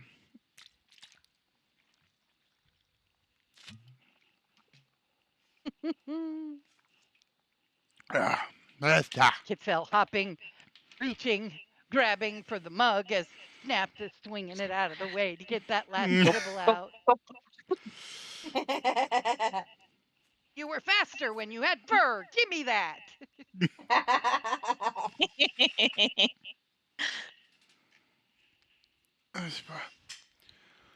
Alrighty, y'all gonna sleep here? Or you gonna head back to your house?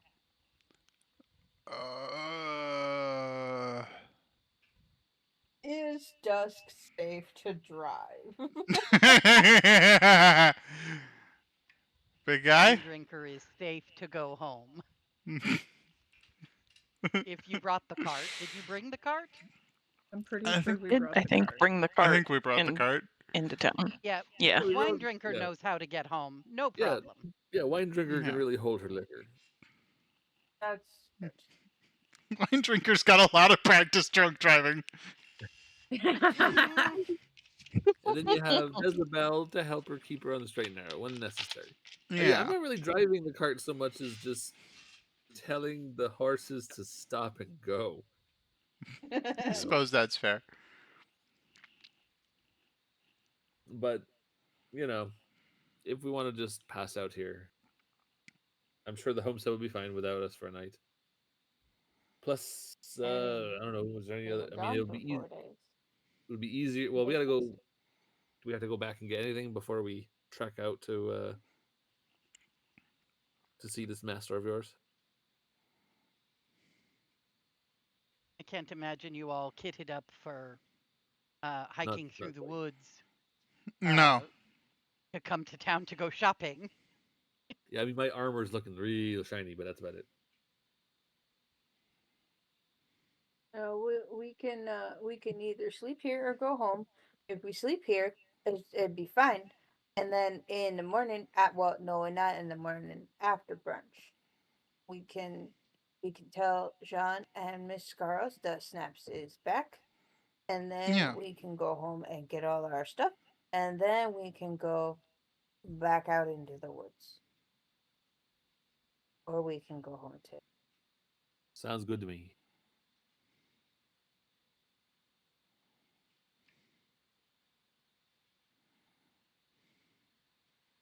Well, I could tell you that Ophelia isn't here right now, but I would really rather we didn't put anyone in her room. She kind of lives here now, which is kind of cool.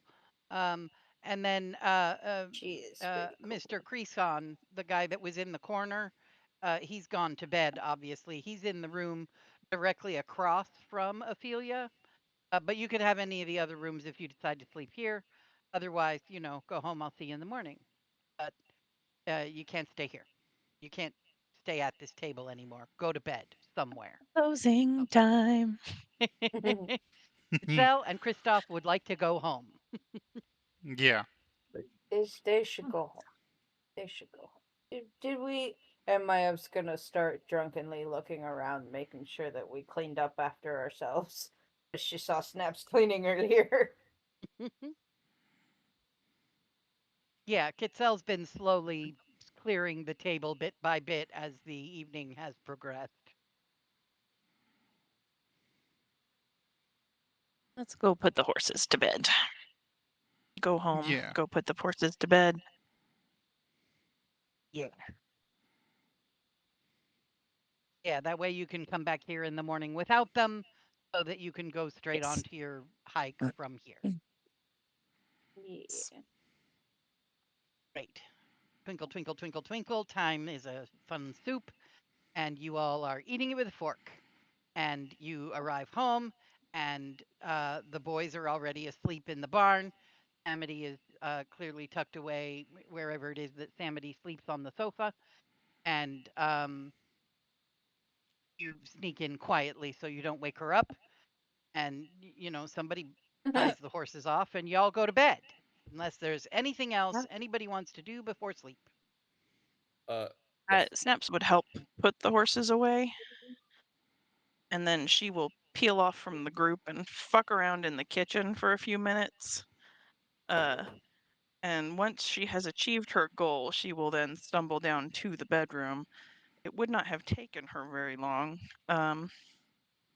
Would Foggy still be awake?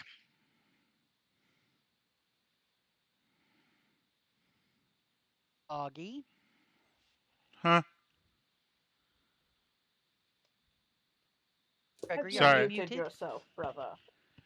I straight up ADHD. I'm super sorry. Say the last sentence or two again. So we're good. Once we got home, Snaps would help put the horses away, and then she would peel off from the group. She'd fuck around in the kitchen for a few Yeah. minutes. And then once she did what she was gonna do, the map is not loading for me. It's very blurry, so I think I'm going. There we go. I think I'm going the right way. She would Yeah, you are. finally stumble into the bedroom. In the few minutes that it kind of took her to do that, is Foggy still up? Oh yeah.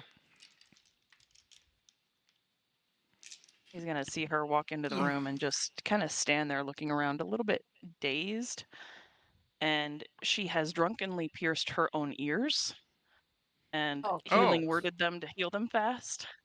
Oh And Lord. she's wearing the tourmaline earrings that Rasa Oh. gave her, and she's just looking around like she's a little lost. And she mostly cleaned herself up, but there's maybe a little blood smeared on her neck. Oh my Lord. You well, come here. Come here. And we'll help clean you up a little bit more. And And she's just looking around. you okay? Is this Yeah. okay with you? What? Sorry. Still drunk. What do you mean specifically?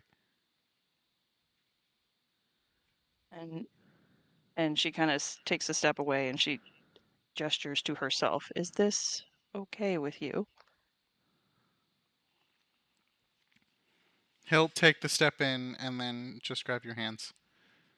I love you. Not this, and gestures to the body. The vessel it's in doesn't exactly matter. It's you. Okay. And you're okay with the room? Yeah, it's fine. Okay. Okay. Are you okay?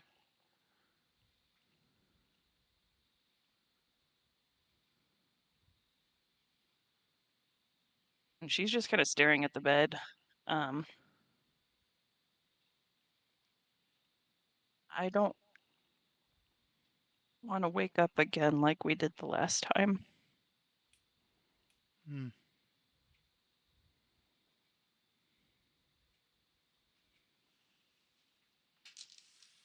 Well, I think we're gonna be fine. Ugh. And she's kind of at the point of tired and drunk that she's not going to put up much resistance. And Yeah, let's and he just points let's at the bed, realizing that he has lost words as well. and that she will probably sleep on top of the covers, all splayed out until she gets cold, and then she will try to steal the blankets that she's sleeping on top of. It's going to Foggy be a is mess. totally cool with all of that. Seem to recall Maiev putting as many blankets as she could find in that room. Absolutely. Yeah. There's like 12 of them. I also appreciate whoever was desperately trying to get the and Foggy in the right place while I'm attempting You're to do serious welcome. roleplay. You're welcome.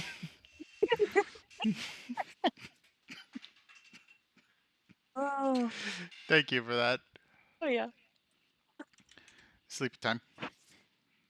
Sleep time. sleep time. Dusk is just going to fall asleep and not deal with any kind of Moon Maiden shenanigans this Oh evening. no, he's going to, after he like Oh, takes his Maiden. armor off, he'll be, you know, in whatever tunic and trousers he's got, and he's just gonna open the window to his room and like crawl out of it. And I will say, I'm just gonna do a quick dexterity check here. Oh, I absolutely 12-year-old biff climbing it. out the window. Biff it. Yeah. Does your I mean, I antler don't get think caught on the window as you're trying to sneak through? I don't think I need disadvantage, but I rolled a 5. Yeah, definitely. Here, let's see. Some bludgeoning damage will occur. Let's go with 3 hit points of Yeah. bludgeoning damage.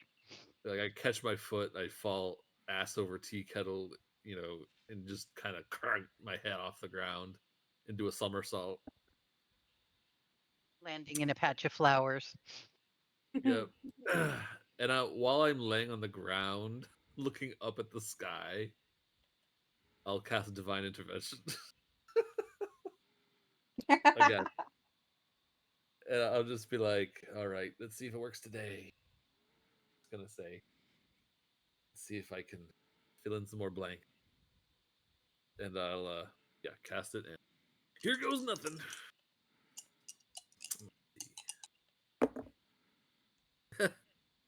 92.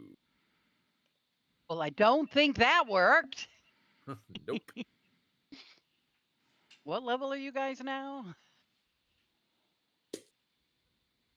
We're level. Level 10. Yeah, we're 10. So you the need to Afraid of 11. roll 1 through 10. I was the opposite of it. I was the That, other end of the yeah, spectrum. wrong end, wrong end. Try again next time. I'm like, all right, point taken.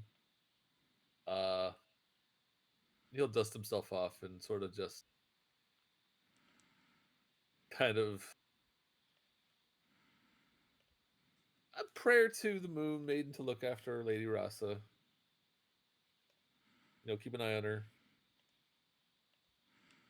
And continue, hopefully keep holding us in your good graces as we cross most of the world, perhaps in the near future.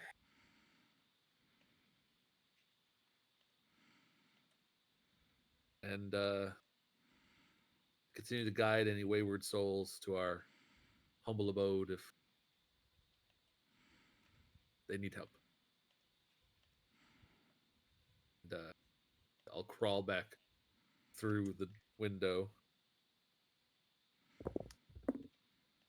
This time, I think I will do better with 14. Yeah, so you all heard him fall out the window, but nobody hears him come back in. So you can all fall asleep with the understanding that you'll probably find Dusk on the lawn in the morning. All right. Honestly, that would be really nice. But anyway, I crawl into bed and I drift off to sleep. I will say that in your dreams this evening, Dusk, you might have, when you wake up in the morning, a vague recollection that you had a dream and there was a voice, kind of musical voice, and you couldn't quite figure out where it was coming from. That said, "I can't see Lady Rasa, but I'm sure she's fine."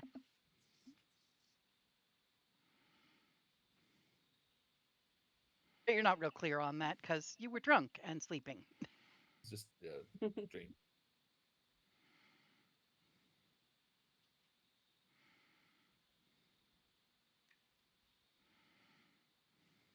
So sunrise comes earlier than any of you want it, and brighter than any of you want it. That was a lot of ale, a lot of mead. The mead generally leads to quite the headache in the morning. Um, but there you go. You got a bit of a headache. It's morning. Samity is with one of the boys in the kitchen, the one who cooks. And luckily, there is the smell of bacon. It's bacon. Dusk will like go outside and like find the trough that the water for the animals and just like dunk his face into it and sort of wash off the sleep as he squints and like that is We have morning a and bathroom. it's too bright out. Dusk is not going to care. Dusk is going to go out and just say top of the morning to the animals, just like top of the morning, top The of the morning, top dubious, of the dubious sheep just back away. the morning. And Dusk will like the best thing about the moon is it doesn't blind you. As he holds his hand up to the sun, just all right. And he'll trudge in and get some bacon. And there is bacon and fluffy, fresh, scrambly eggs. Ooh.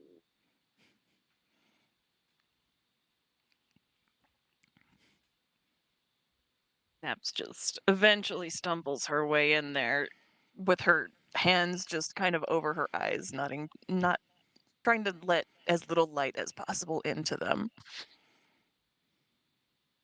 Good morning, Snaps. I have made you tea. Shush. Shush. Morning, Snaps. I made you Aloud. tea. Thank you. Bernard hands I've you a made piece bad of bread with decisions. a pile of eggs on it and 2 slices of bacon sort of stacked on it. Here's some breakfast. You. She will slowly eat and drink water and bring herself back to life. Yeah. And And those then she'll eggs remember she has have magic and she can probably restore herself. those eggs have a tangy taste to them. Like, maybe somebody put some cheese in them.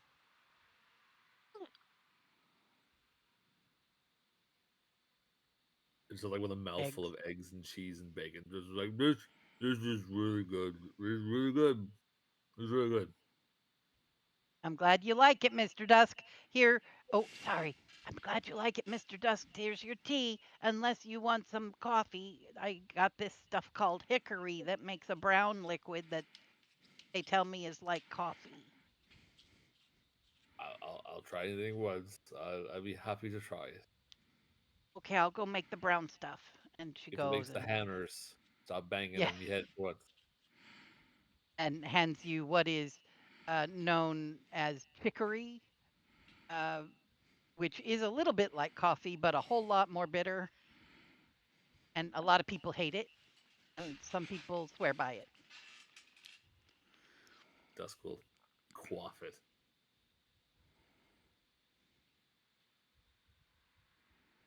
Like, well, I mean, it's different.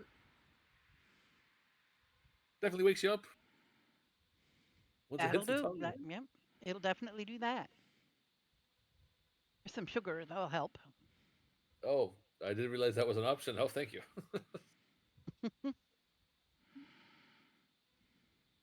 Is Maiev gonna come for breakfast? Maya shuffled down the hallway, peeked her head into Snaps and Foggy's room, laid something on the side table, came back out, shuffled down over to Ross's room, just kind of stood in there for a minute, and laid something else on a table. And then she shuffled in for breakfast.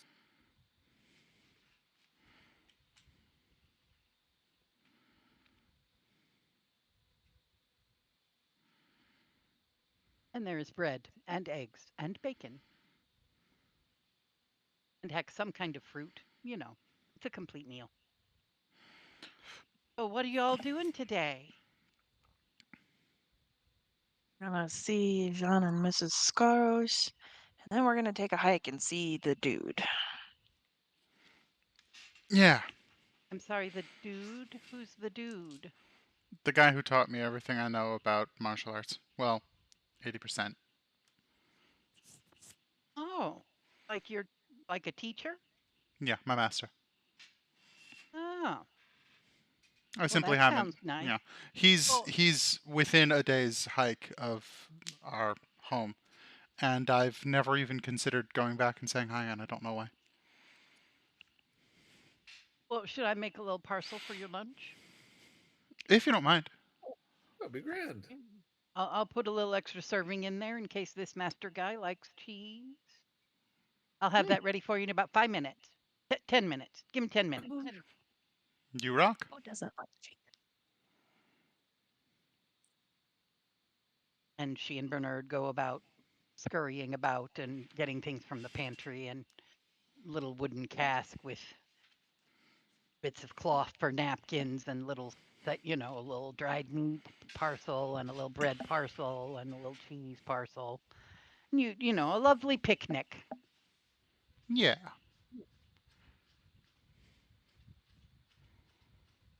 No hardtack for you people. Wondrous. Hardtack sucks. Just wonderful.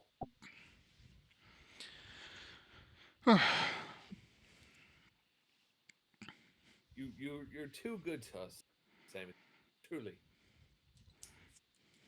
Mr. Dusk, you rescued me from certain death and you've given me a home. I don't think I could possibly be too good to you in any way.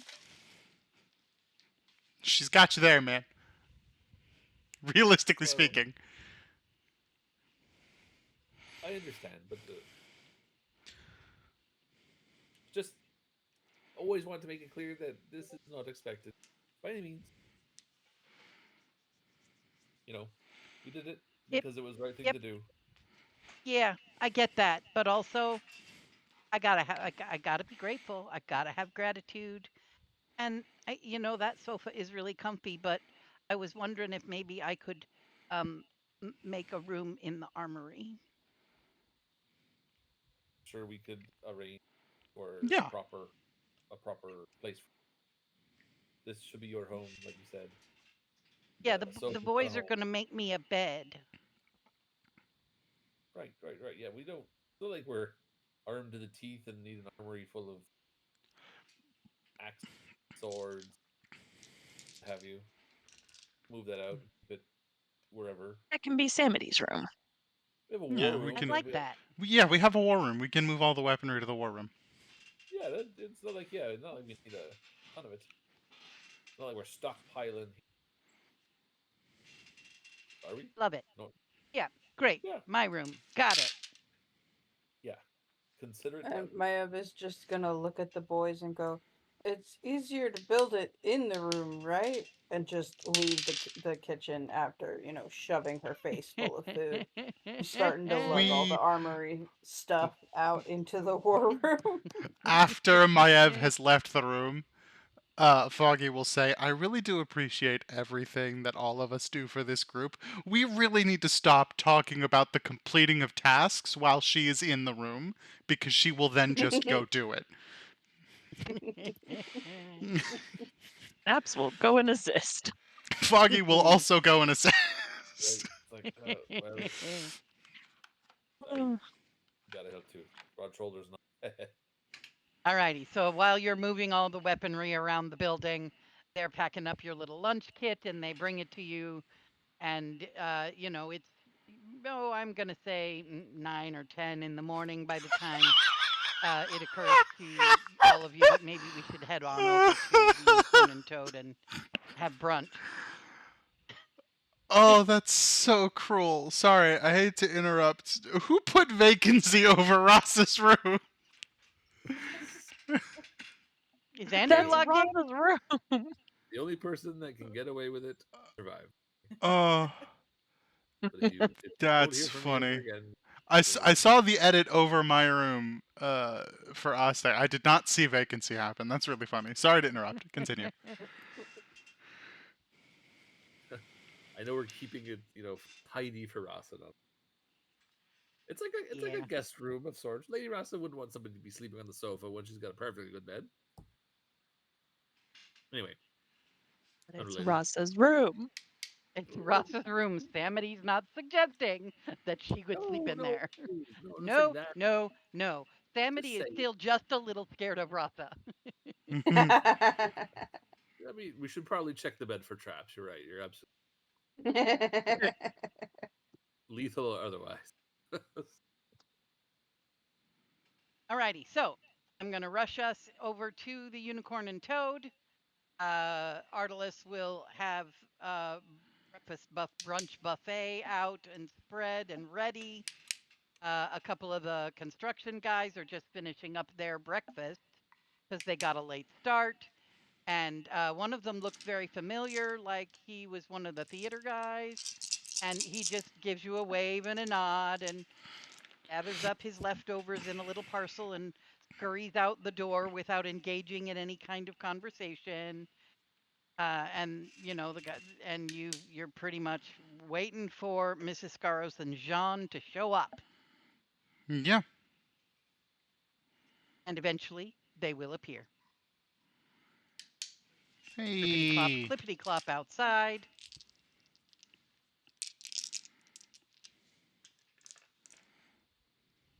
And they flutter in like butterflies on the wind. Yay. And there's hugs and congratulatory commentary to everybody, and each of them gives Snaps a serious, at arm's length, once over, top to bottom, back down, back up, back down, back up, spin her around, look at the backside, spin her around. You look amazing, and lots of hugs and joyfulness. And Snaps will definitely hug them back. And we will skitter through telling the story to Mrs. Scaros and Jean. Jean is at some point going to comment about Ross's absence. Y'all are going to have to tell them that Ross has done a little teleportation circle skip out. And Jean has a little tiny, not tiny, small wooden box that she just pulls Foggy off to the side and says, I know that Aste guy. He just kind of zips out flits every in and once out. in a while and he's gone. Yeah. Well, next time he's back in town, will you give him this for me? Sure. I take the box. Am I permitted to at least glance, or is this for his eyes only? It looks just like yours. And you open the box, and there's an amulet identical to yours. Ah, yes. Of course. Yes. This makes sense. And he puts it in one of his little side pouches. Thank you.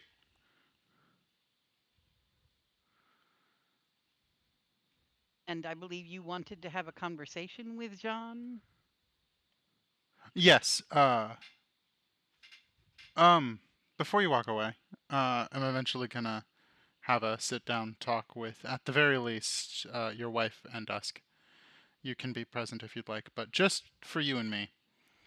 If I remember rightly, you are not just a practicing religious person. You are also the blacksmith for the Hidden Anvil? Oh, I'm not a religious person at all. Oh, That's my wife. I'm okay. blacksmith. That's me. Yeah. Gotcha. I mean, I tell stories, I sing, but Yeah. mostly I'm just a blacksmith now. Okay. Um, the thing I'm going to be talking to Ms. Scaros and Dusk about involves emotion kind of heavy. Um, and I'm looking for at some point in the future, not within the next week, deep, deep future, a place to put energy in a way that is constructive. Do you know what a meteor hammer is?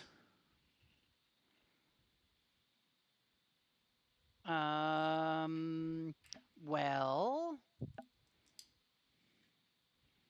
I mean, Dusk is here at the is room, it? Mm, Yeah, y'all are in the unicorn and toad, and this is not a secret, quiet conversation in the right. corner. It's is it a bit of chain and a hunkin' heavy on the end? Yeah. Yeah, usually it's rope, not chain, but yes. Oh, well, yeah, okay. Would A big you? hunkin' heavy on the end, Yes. like like one of them war hammers. Yes. Would you be willing to help me make one at some point in the future? Like you want to spend some time with the anvil and the Yeah. foundry. Yeah, I'm not just asking to commission one from you. I was hoping to find the opportunity to sit down and put some energy into a thing.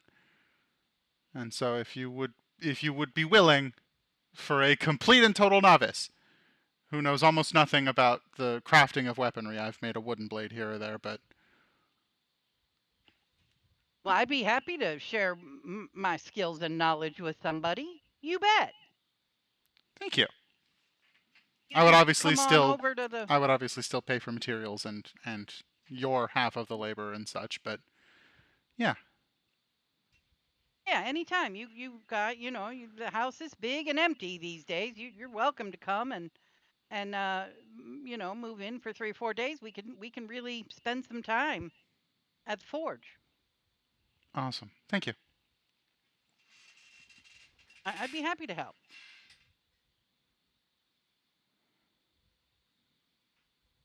And he just sits there and pleasantly nods one or two more times. Thank you again.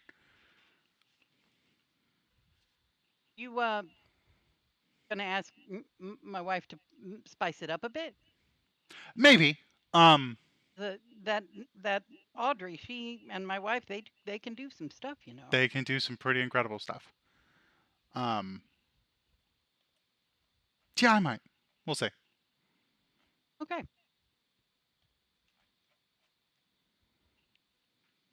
Maeve is just gonna nonchalantly as possible, after having rifled through her backpack for about 2 minutes, uh, just kind of slide past and slide a little flask over to Jean that is engraved with the name Thinka, and just kind of shoot her a wink and keep on about her business. Well, this is pretty. Who's Finca? I was one of the lighthouse keepers in Groton, Groton, Groton. Oh, it's a very nice flask. Why? What'd you do to get her to give it up? I'm. I That's found it. silver. Rubby, rubby, rubby. You must have done her a big favor. Well, she doesn't need it anymore. Oh. Well, in that case, I'll cherish it. What's in there? And unscrews the top and goes, oh, Baldy. Yeah. Tucks it in her little pocket. I'll have some of that later. Thank you very much. I'll cherish the flask and its contents. Very good.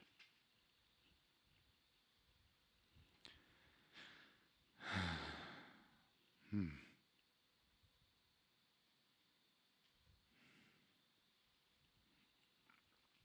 Yeah. Well, if there's nothing Yeah, else, what leave are we it to doing? leave it to my head to make something awkward. Here, have this Foggy. lovely Yeah. silver flask from a dead lady. Foggy will audibly say, "My thing's a little heavy. Um, if anybody else wants to have a pleasant thing happen first, that'd be great. Elsewise, I'm perfectly okay talking for a few moments."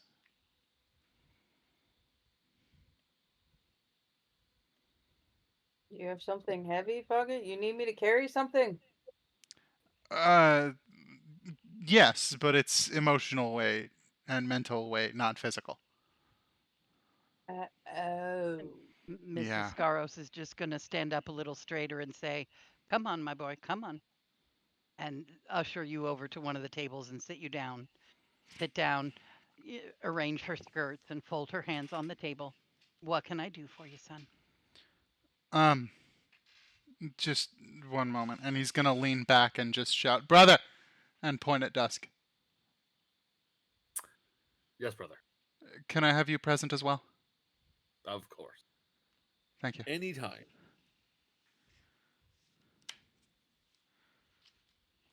He settles. Um,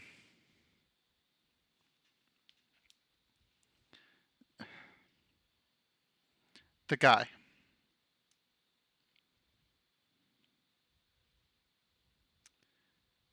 Not the master. Your master. No. Different thing entirely. Oh, different guy. Different guy. The wizard dickhead who he showed up to our place of residence, scared the shit out of the locals, tried to burn our orchard and our house down. Not a good person, No. right? Deserves some kind of retribution. I'm on board with that. And then he hesitates again for a moment. He also just so happens to have killed one of the people in our party. We fixed it, but he killed one of the people in our party. So that, on top of all of the other things he did, he definitely deserves retribution, right? I would be happy to deliver justice in whichever form.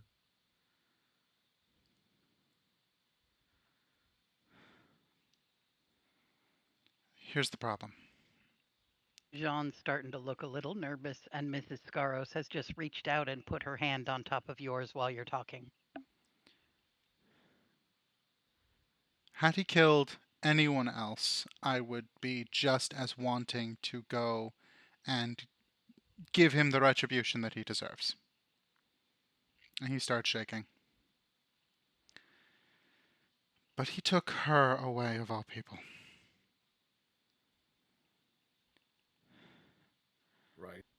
Understand that. And there is nothing I want more in this world right now than to turn him into a thing that might have at some point represented a red stain.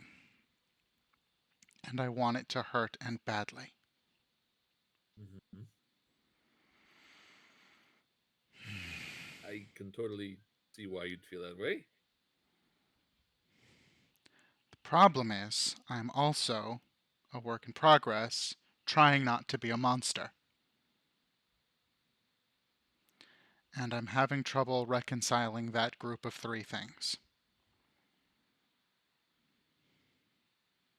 And he just looks at Miss Scaros and simply says, "Help me."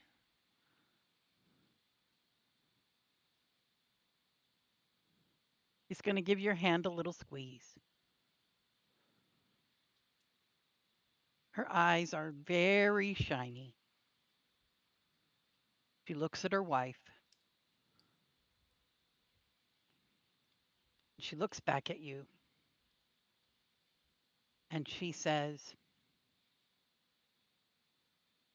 I understand intellectually. I can imagine.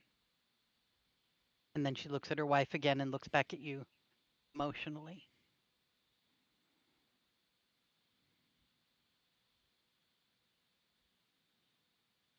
But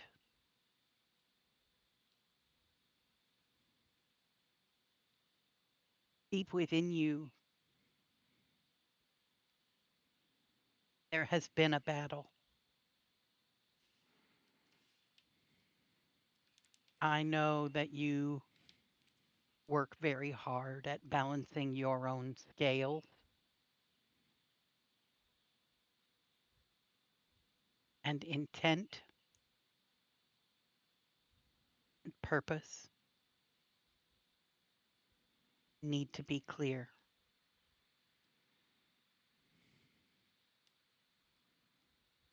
Punishment for evil actions in this world as a matter of law or morality is one thing. Vengeance is something else.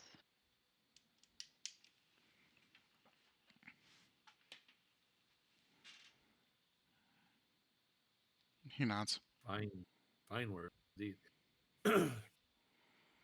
What was done to you, Foggy, was horrible, against your will, and many people paid the price for not your actions in a sense. It was really the whole thing that set this off was the actions of somebody else. Right. You've regained control. It's a testament of you and your strength, and you are now in control more so than you ever were. And I've seen that journey. I've seen that change.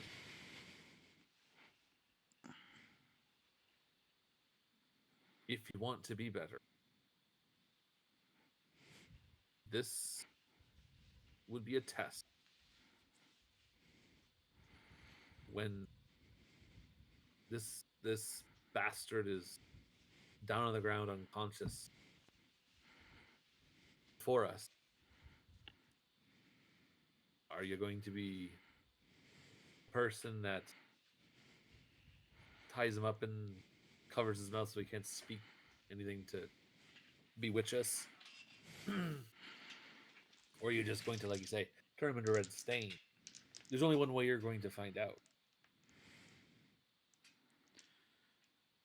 And it doesn't necessarily mean it's a failing. We may be put in a situation where we have to defend ourselves or others, in which case, who's really the rabid monster? If you can't be brought to heel and justice delivered. We've fought monsters. They don't negotiate. They don't surrender. And they get what comes to them in order to prevent a worse tragedy. So if you're going to do this,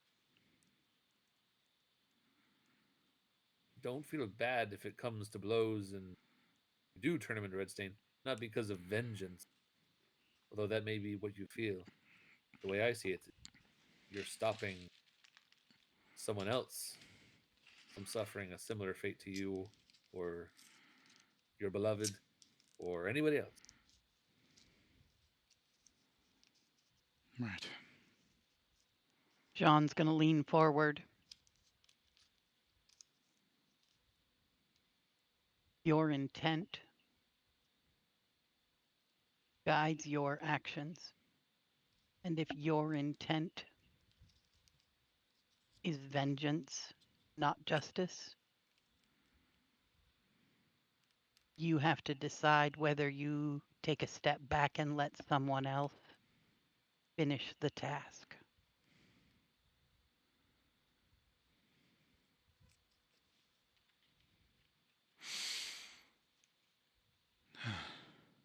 you need to measure your own intent. Yeah. Okay.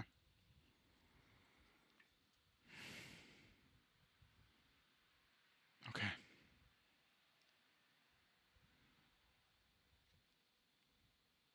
This helped a lot.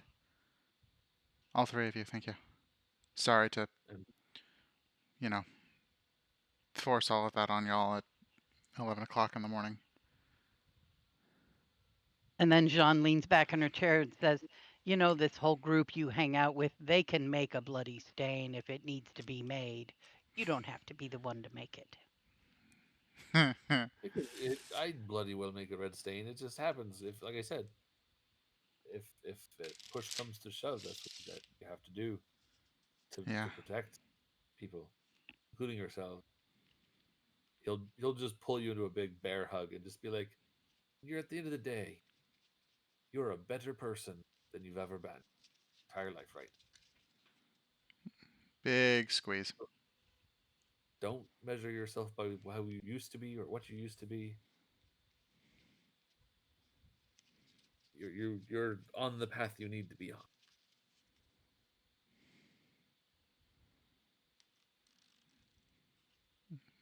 He nods. Thank you again. Not just for this conversation, but for helping with that.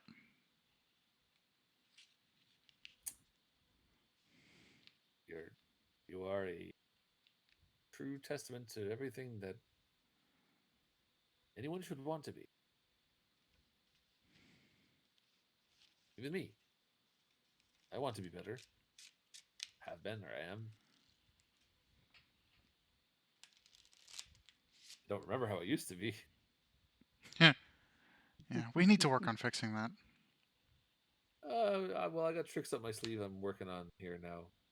You know, as this divine power of mine grows, we'll see. We'll see. Maybe Yeah, once you I both screw need with to lean on that moon maiden. Yeah. she's That benevolent and generous to a us so far. great source of comfort, as I understand it. Yes, that's one day I will spruce up that little shrine your way. I should go pray there at some point. It's humble but good. It suffices. But Hmm. one day I'll spruce it up and give it a little more flavor. Okay. This was very helpful. And you know, Oh, Augie, yes. you should have a little chat with Snaps about, because I've been doing.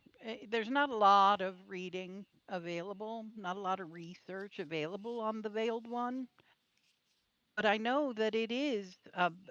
There, the her focus is on relieving pain, the pain of loss, the sadness, those feelings that you're grappling with are. I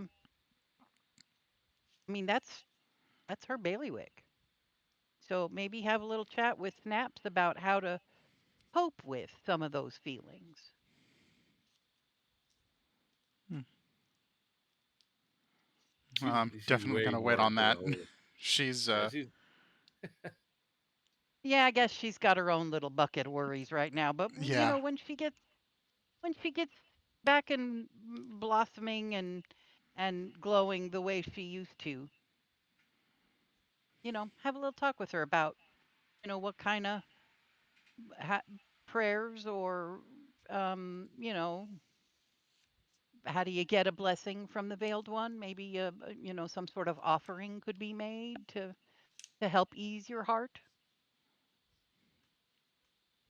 That's Just a probably a suggestion. good idea. All of that is a very long ways away. I do not feel as though we are currently capable of taking that bastard down anyway.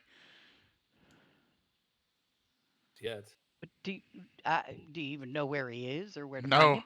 that's the biggest problem. We- We do not Yeah, currently have an exact location. Well, It's probably not the biggest problem. It's it's a one of the bigger bigger it'll be problems. problem. Men of his ilk will reveal themselves in due time. Yeah. Sorry again to bog down the morning with such talk, you know? No, Heavy. brother, you need to talk about these things. Yeah. I didn't need that festering any longer than it was. Oh, it's good to know where your head's at, because if I need to peel you off somebody, I'll know that it's deep down what you want. Hmm. It's one thing I could just stand back and let you totally do your thing, but don't want to be that person. Yeah, I can I try don't and want to be that feel that. person. So, I don't thank you. know. So good, just good to know.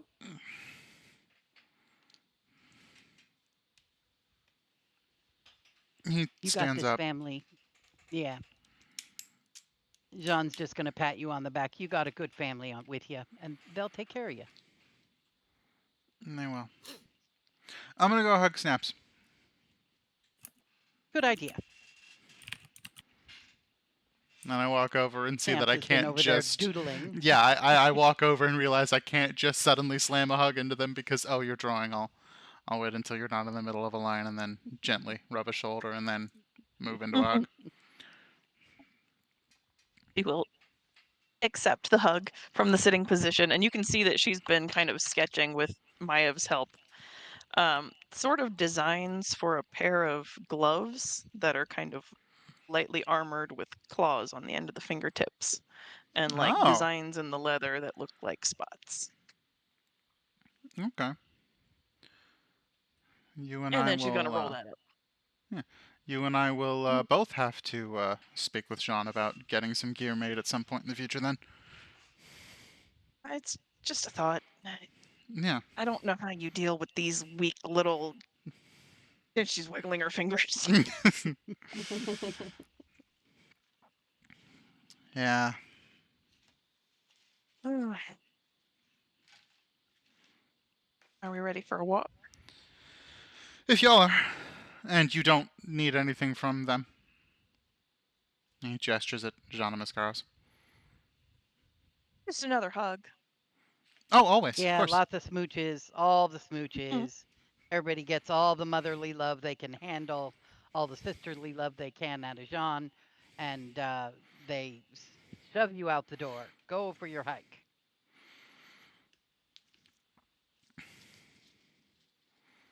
It's 6 hours, and by now it's well past noon. It's going to be sunset before you get where you're going. Let's go. Get a move on, kids. Woo!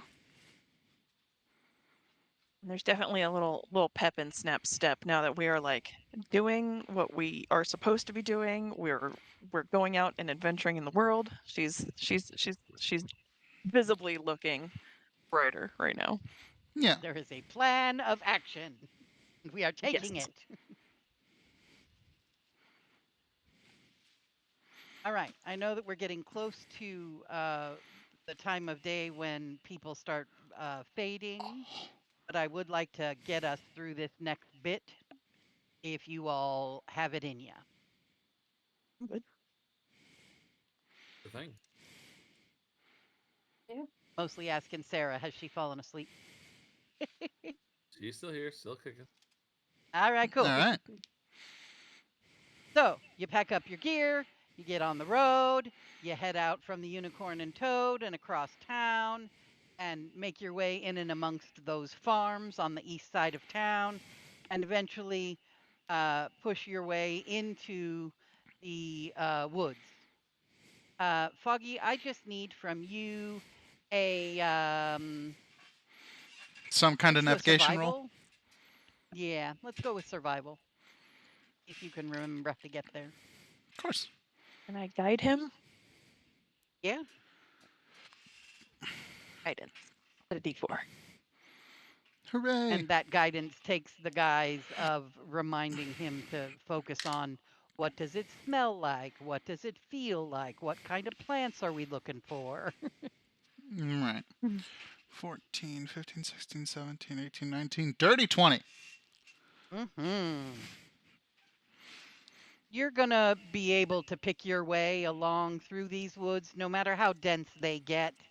Your internal compass feels like you know where you're going, and periodically there is a your hackles rise. If you had hackles on this body, you can feel Kurok inside you, just tense, almost like leaning away from the direction that you feel like you want to go.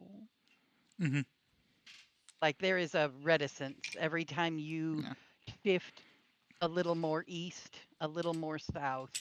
There's something on the inside that just shifts a little bit north. Mhm. But you're fighting against that a little bit and Yeah. able to continue in the direction you're pretty confident about. I'm gonna talk at him internally and see if he'll listen. Hmm. Last time we were here, or rather the first time we were here, he beat the crap out of you because you were a threat. And I know that means you don't like him because he beat the crap out of you. He has no reason to be angry with you right now. He will not beat the crap out of you. Okay? You feel emotions that are not your own. And those emotions are laced with a bit of fear, but mostly a sense of being caged, of trying to escape, of being squashed into the tiniest of spaces. Yeah, that can't exactly have been pleasant. I know. It's gonna be different this time. We weren't communicating back then, and you were out of control back then. But it's different now.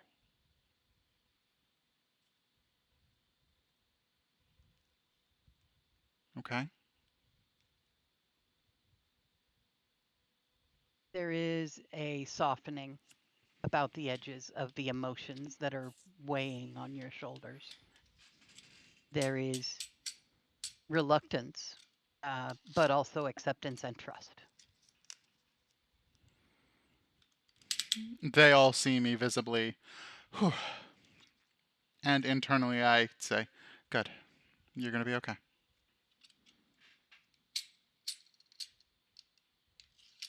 Alrighty. So, bit of bushwhacking going on. The woods here have gone from woods to dense forest to woods to tight, tangled undergrowth and trees growing so close together. It's amazing that you can even trudge a path through them. It's a constantly evolving uh, series of wooded areas that there are gaps and clearings and areas that are just underbrush with no trees, and then suddenly a copse of trees so tightly close together that you can't imagine how to get through, and just decide, oh, I'm going to work my way around this one, and so on. Mhm.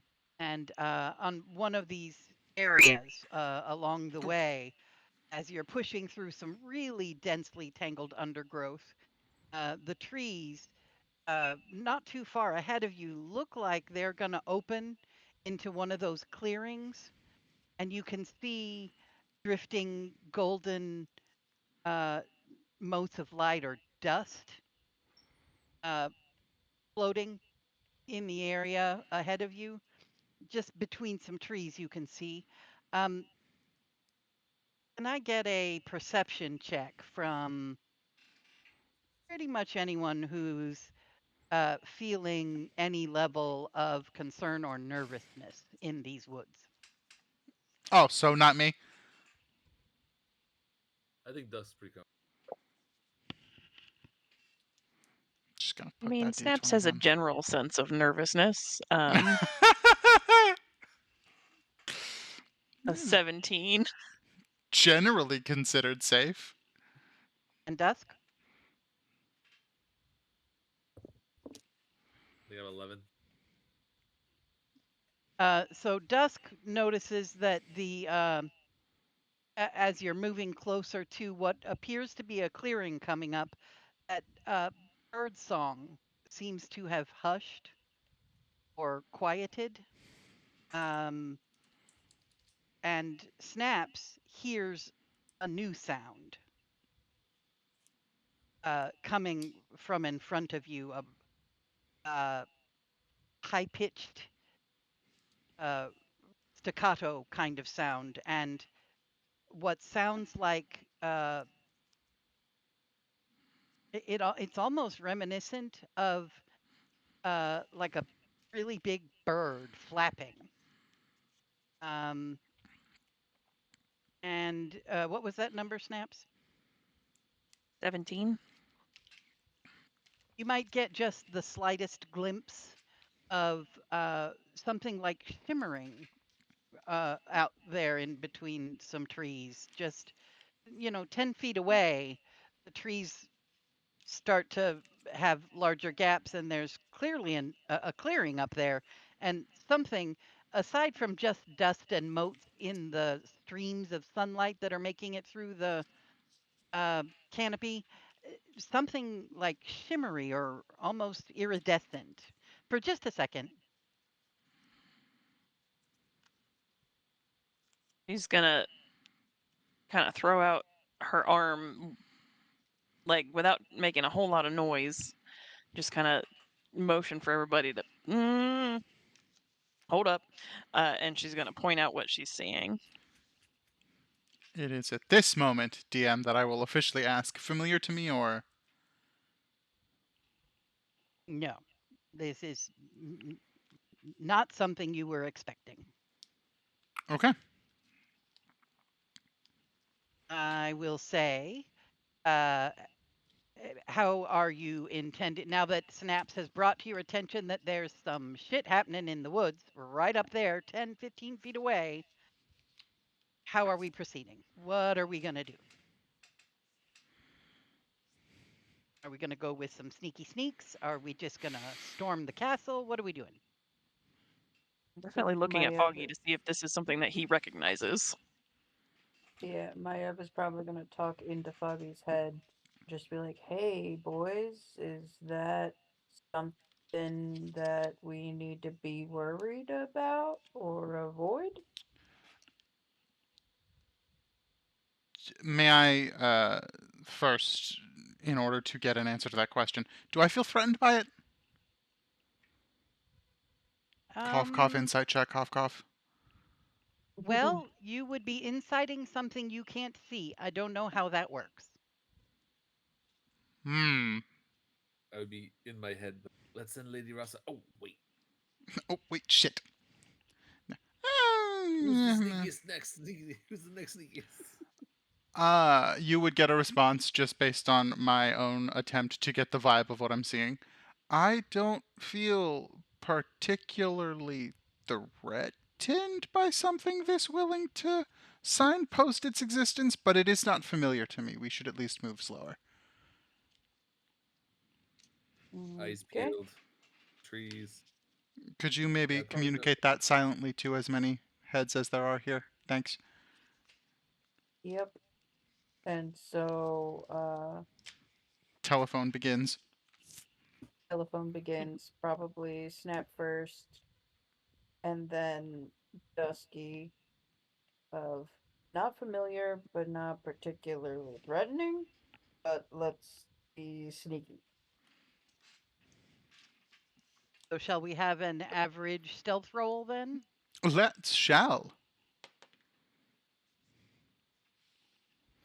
Oh, I didn't do too bad. Use my small dice, because that'll be harder to see. Oh, that was bad. Oh, that was very bad. Oops. Throw that in chat real quick. Oh boy. My bad, guys. 20, 13, 5, Our average The stealth average just is plummeted 19. without Rasa. The average life will 57 be divided down. by, there are 4 of you, right? There are It's 4 of still a us. 14. It's still a 14. So I'm going to say all of you kind of hunker down so that you're, relatively covered by the underbrush and sort of sneaking your way up towards the clearing. And you find there's a pretty good gap with, there's 3 trees that are pretty well spaced out that you could probably split 2 and 2. 2 on one side of the middle tree and 2 on the other side of the middle tree, and just get close enough that you could get a look at what's happening inside this glade. At the center of the glade, there is a little creature with mottled feathers that are, I think, gray and white hues. And it is leaping and twirling about with its wings half extended. Darting in and out around her is a fairy dragon, and its scales are rippling between shades of emerald and then sapphire and then violet. And the 2 of them seem to swoop and tumble and occasionally collide with enough force to snap branches and scatter leaves in a flurry. It is unclear from your vantage point whether this is some sort of deadly duel or some kind of childlike game. There is a faint, almost musical snapping sound. Um, this is a weird way to describe it, but it's like laughter made into light. And it echoes every time the dragon's wings flare and change color. Hmm. Sarah, are you with me? Sarah, Yes. please tell me, how does the owlin respond to what is a childlike romp? First, Um, describe what they see. so yes, you see a very tiny, like 2-foot tall owlin creature with the mottled wings that are mostly black with bits of like the brown, a bright white face, big eyes that are golden rimmed, in a very tattered cloak, and just having a ball because these sparkles of light are just amusing to all get out. And she realizes that the more she romps and clashes, the more explosive they become. This fairy dragon hasn't actually spoken to you or anything, but it has been kind of following you all morning. And once the first playful dive bomb happened about 30 minutes ago, the game began. I need an insight check from you. Me? Mm, Ow. That's a nat 1 for a 10. Wow, a nat 1 for 10. That's great. So, um, yeah, you you recognize and realize that this fairy dragon's been in your general vicinity most of the morning. Um, and you were able to discern that this was a game. The first dive bomb, there was that sound. It was that was like a cackle, but musical and light. And you immediately were able to interpret it as giggling, as much as a fairy dragon can giggle. And you know that fairy dragons talk, but this sucker's not talking. It's just dive bombing and crashing into you and causing somersaults, wings flinging. There's dust flying off of it, and it's been going on for a good, I don't know, 30 minutes in this clearing.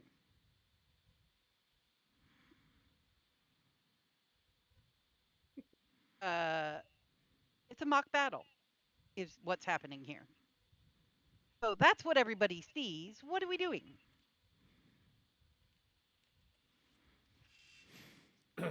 I put in the chat the last time we charged into a fairy dragon romp, we were the bad guys, and so Snaps is hesitant to make any move, and so she's just gonna stand back and watch at the moment. Yeah, Lightbringer gets hung on the belt again, and just sort of crosses his arms, tilts his head, and just shouts, "Ho there, friend!" I will say And- that the fairy dragon freezes in whatever movement it was in the middle of at the sound of Dusk's voice, literally freezes in place, about 8 inches off the ground, not flapping, just frozen.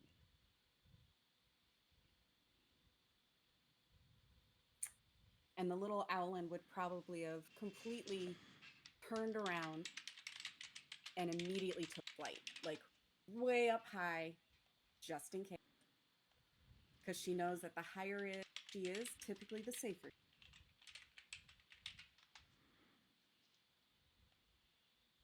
So when the owlin gets a good, I don't know, 6 feet in the air and 6 feet distance from this now frozen fairy dragon, whose wings are continuing to shift in color over and over and over, its head slowly turns toward Dusk. Hello. And its face starts to shift into a very small version of a very familiar toothy grin. Oh, cheese and cracker. It's you. Hi, Smiley.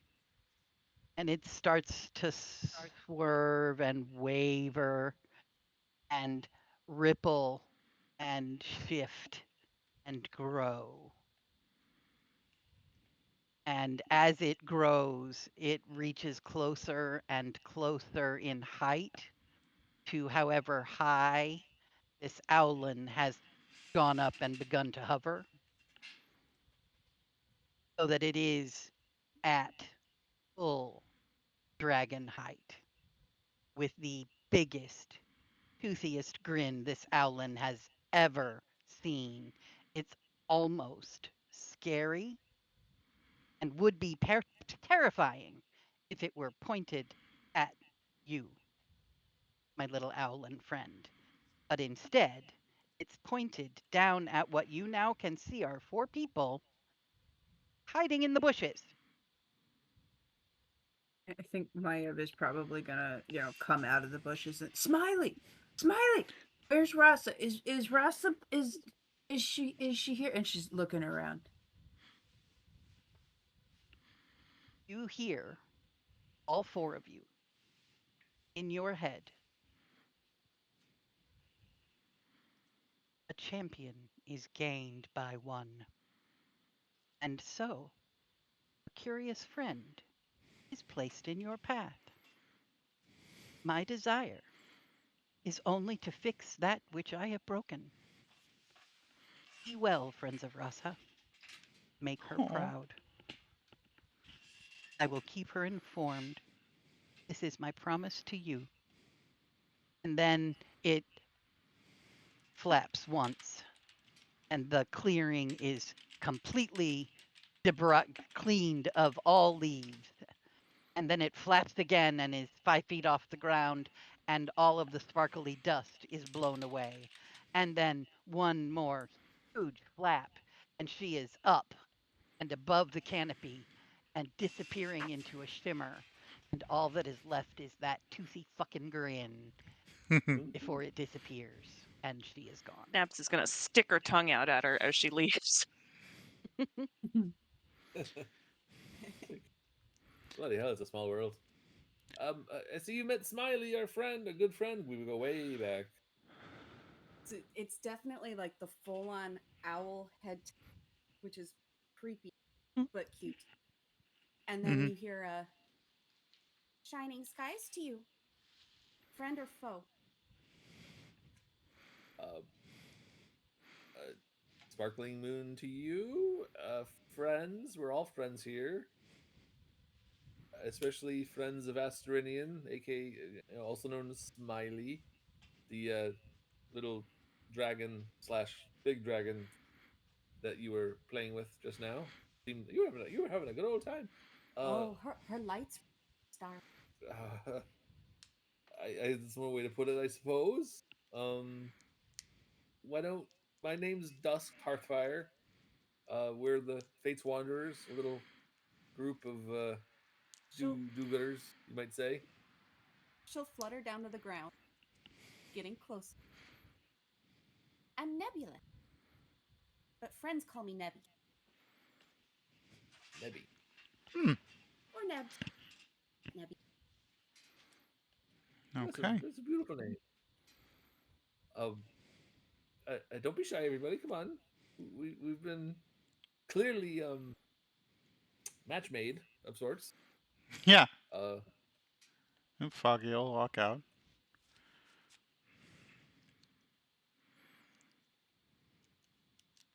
All is Nebby. How tall is Nebby? 24 inches. Oh, 24. good. Oh my Don't goodness, be so. she's so cute. he's so sad. Dusk is like a goddamn kaiju next to you. Yeah. Like, She's itty bitty. Very good.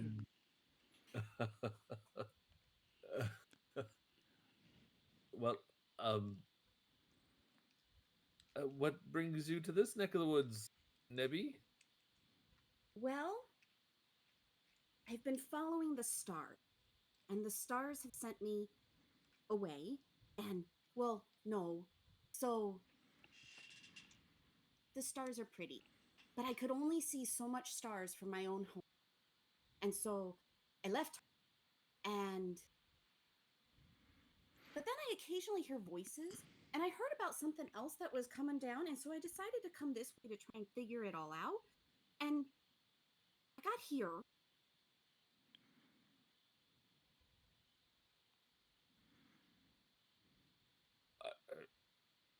Well, that's something interesting and alarming. Alarming.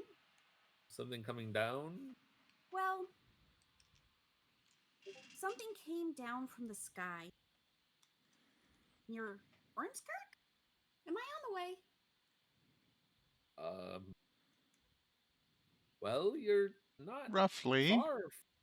You're not exactly close, but you're not exactly far. You landed on the right continent, if that's the question you're asking. I don't know what direction you were traveling before you got to this particular clearing, so I don't know if you were heading in the right direction, but you're relatively close. Foggy, by the way. Ormskirk's just on the other side of these mountains over here. Did you come through Salt End, through the boats? The city, the town? Yeah. It would have. I just follow the. Well, yeah, I'll get there eventually. I mean, I'm Yeah. a big fan of the night sky, personally. Same. Cleric of Saloon at your service. Blessings of Saloon on you, by the way. Where are my manners? What was your name? Dusk. Oh, okay. And he? Foggy, yes. Hello. Sarah needs to get a little Snap. closer to the microphone. I'm in the way.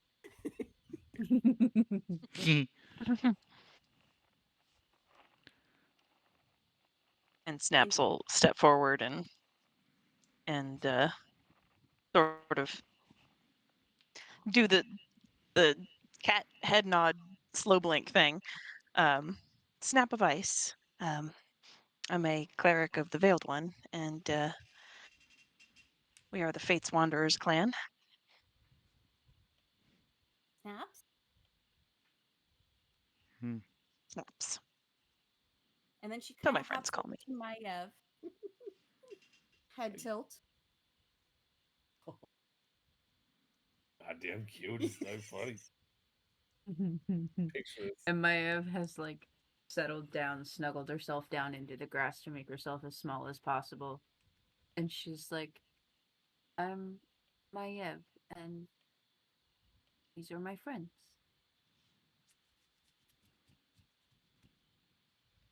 Friends are. Friends Couldn't are agree more. good.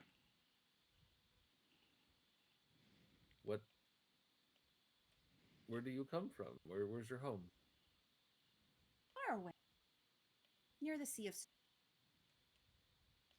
We lost that last word. The sea of what? Yeah, we're losing every last word Sarah says.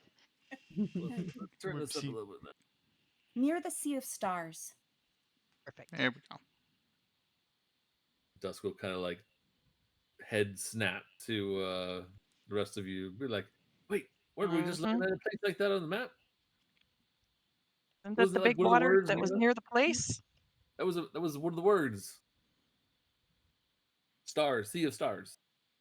Yeah, I think that's when this map loads. Sea of Fallen Stars. The archer draws her bow. Our path is true, and our aim will not falter. That must be why we met up. Is the archer? What's that? It's stars. The archer. Is that a constellation Oh, any of us are familiar with? Well, I don't know. Would you like to do a little bit of a history check? Maybe not a history check. What would it be? A nature Uh, check. Let's go with nature. check. Intelligence. Oddly enough, intelligence. I mean, Foggy Oh, wouldn't be that's a terrible at natural 1 this. + 0. Oh dear. 7. I live Maiev. in the moon. I'm a moon guy. I'm not really a stars constellation guy. I'm a 12 big Maiev girl, from has Foggy. suddenly Maiev has suddenly forgotten what the night sky looks like at all. That is a natural 1 for a 0. Lovely. All right. 12 for the record. Okay, so Foggy has some general impression that some people, when they look at the stars, draw pictures up there. Yeah. And all of you are suddenly wishing Aste was in the neighborhood. Damn it. I don't even get the. I happen to know that one too. It's Sagittarius. Damn it. But all right, so interesting. Okay, all right. So you're all in, I'm in the moon. I'm the moon goddess and all the moon maidens, and you're into the stars, huh? Yes, the stars tell all. Oh wow. We've got a Well, friend that clearly, lives up there in the stars. yeah. We've got you several could say friends that live in the stars, realistically.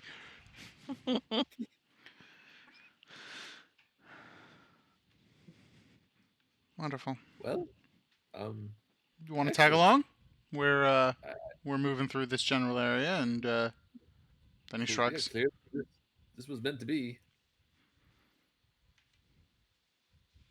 Well, when the lantern constellation burns high, we are guided. And apparently we are guided together today. Let's go. Oh, Okay. man, I'm gonna learn so much. This is going to be very pleasant. And Foggy So is many just good gonna news. casually glance up in the general direction where he last saw the toothy grin and just throw a Vinxa. And then, for the DM's information, that is draconic for thank you. Ah. So yes, Fabulous. Nebulous Nebby Skywinder is Wondrous. a circle of stars druid. Ah! Ah. Now it is all making perfect sense. Is she so adorable? She's You can quite ride adorable. on the antlers if you want a little perch up there if you want. You know, get a good view. Hmm. Unless you want to fly or something. Maybe when the wings get tired, we'll see. Excellent. I don't think it'll be much burden to carry you at all. Alrighty. All right, Foggy, lead the way. Right. Well, it is It is midnight. 11:56. Are we going to Yep, keep going? we have now met Nebby, and we can continue the hike and get to our destination, or we can finish the hike at the beginning of the next session. What do you want to do?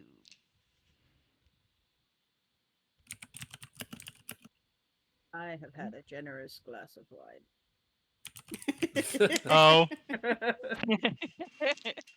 So Burris is in Mayev's state from last night. Yes.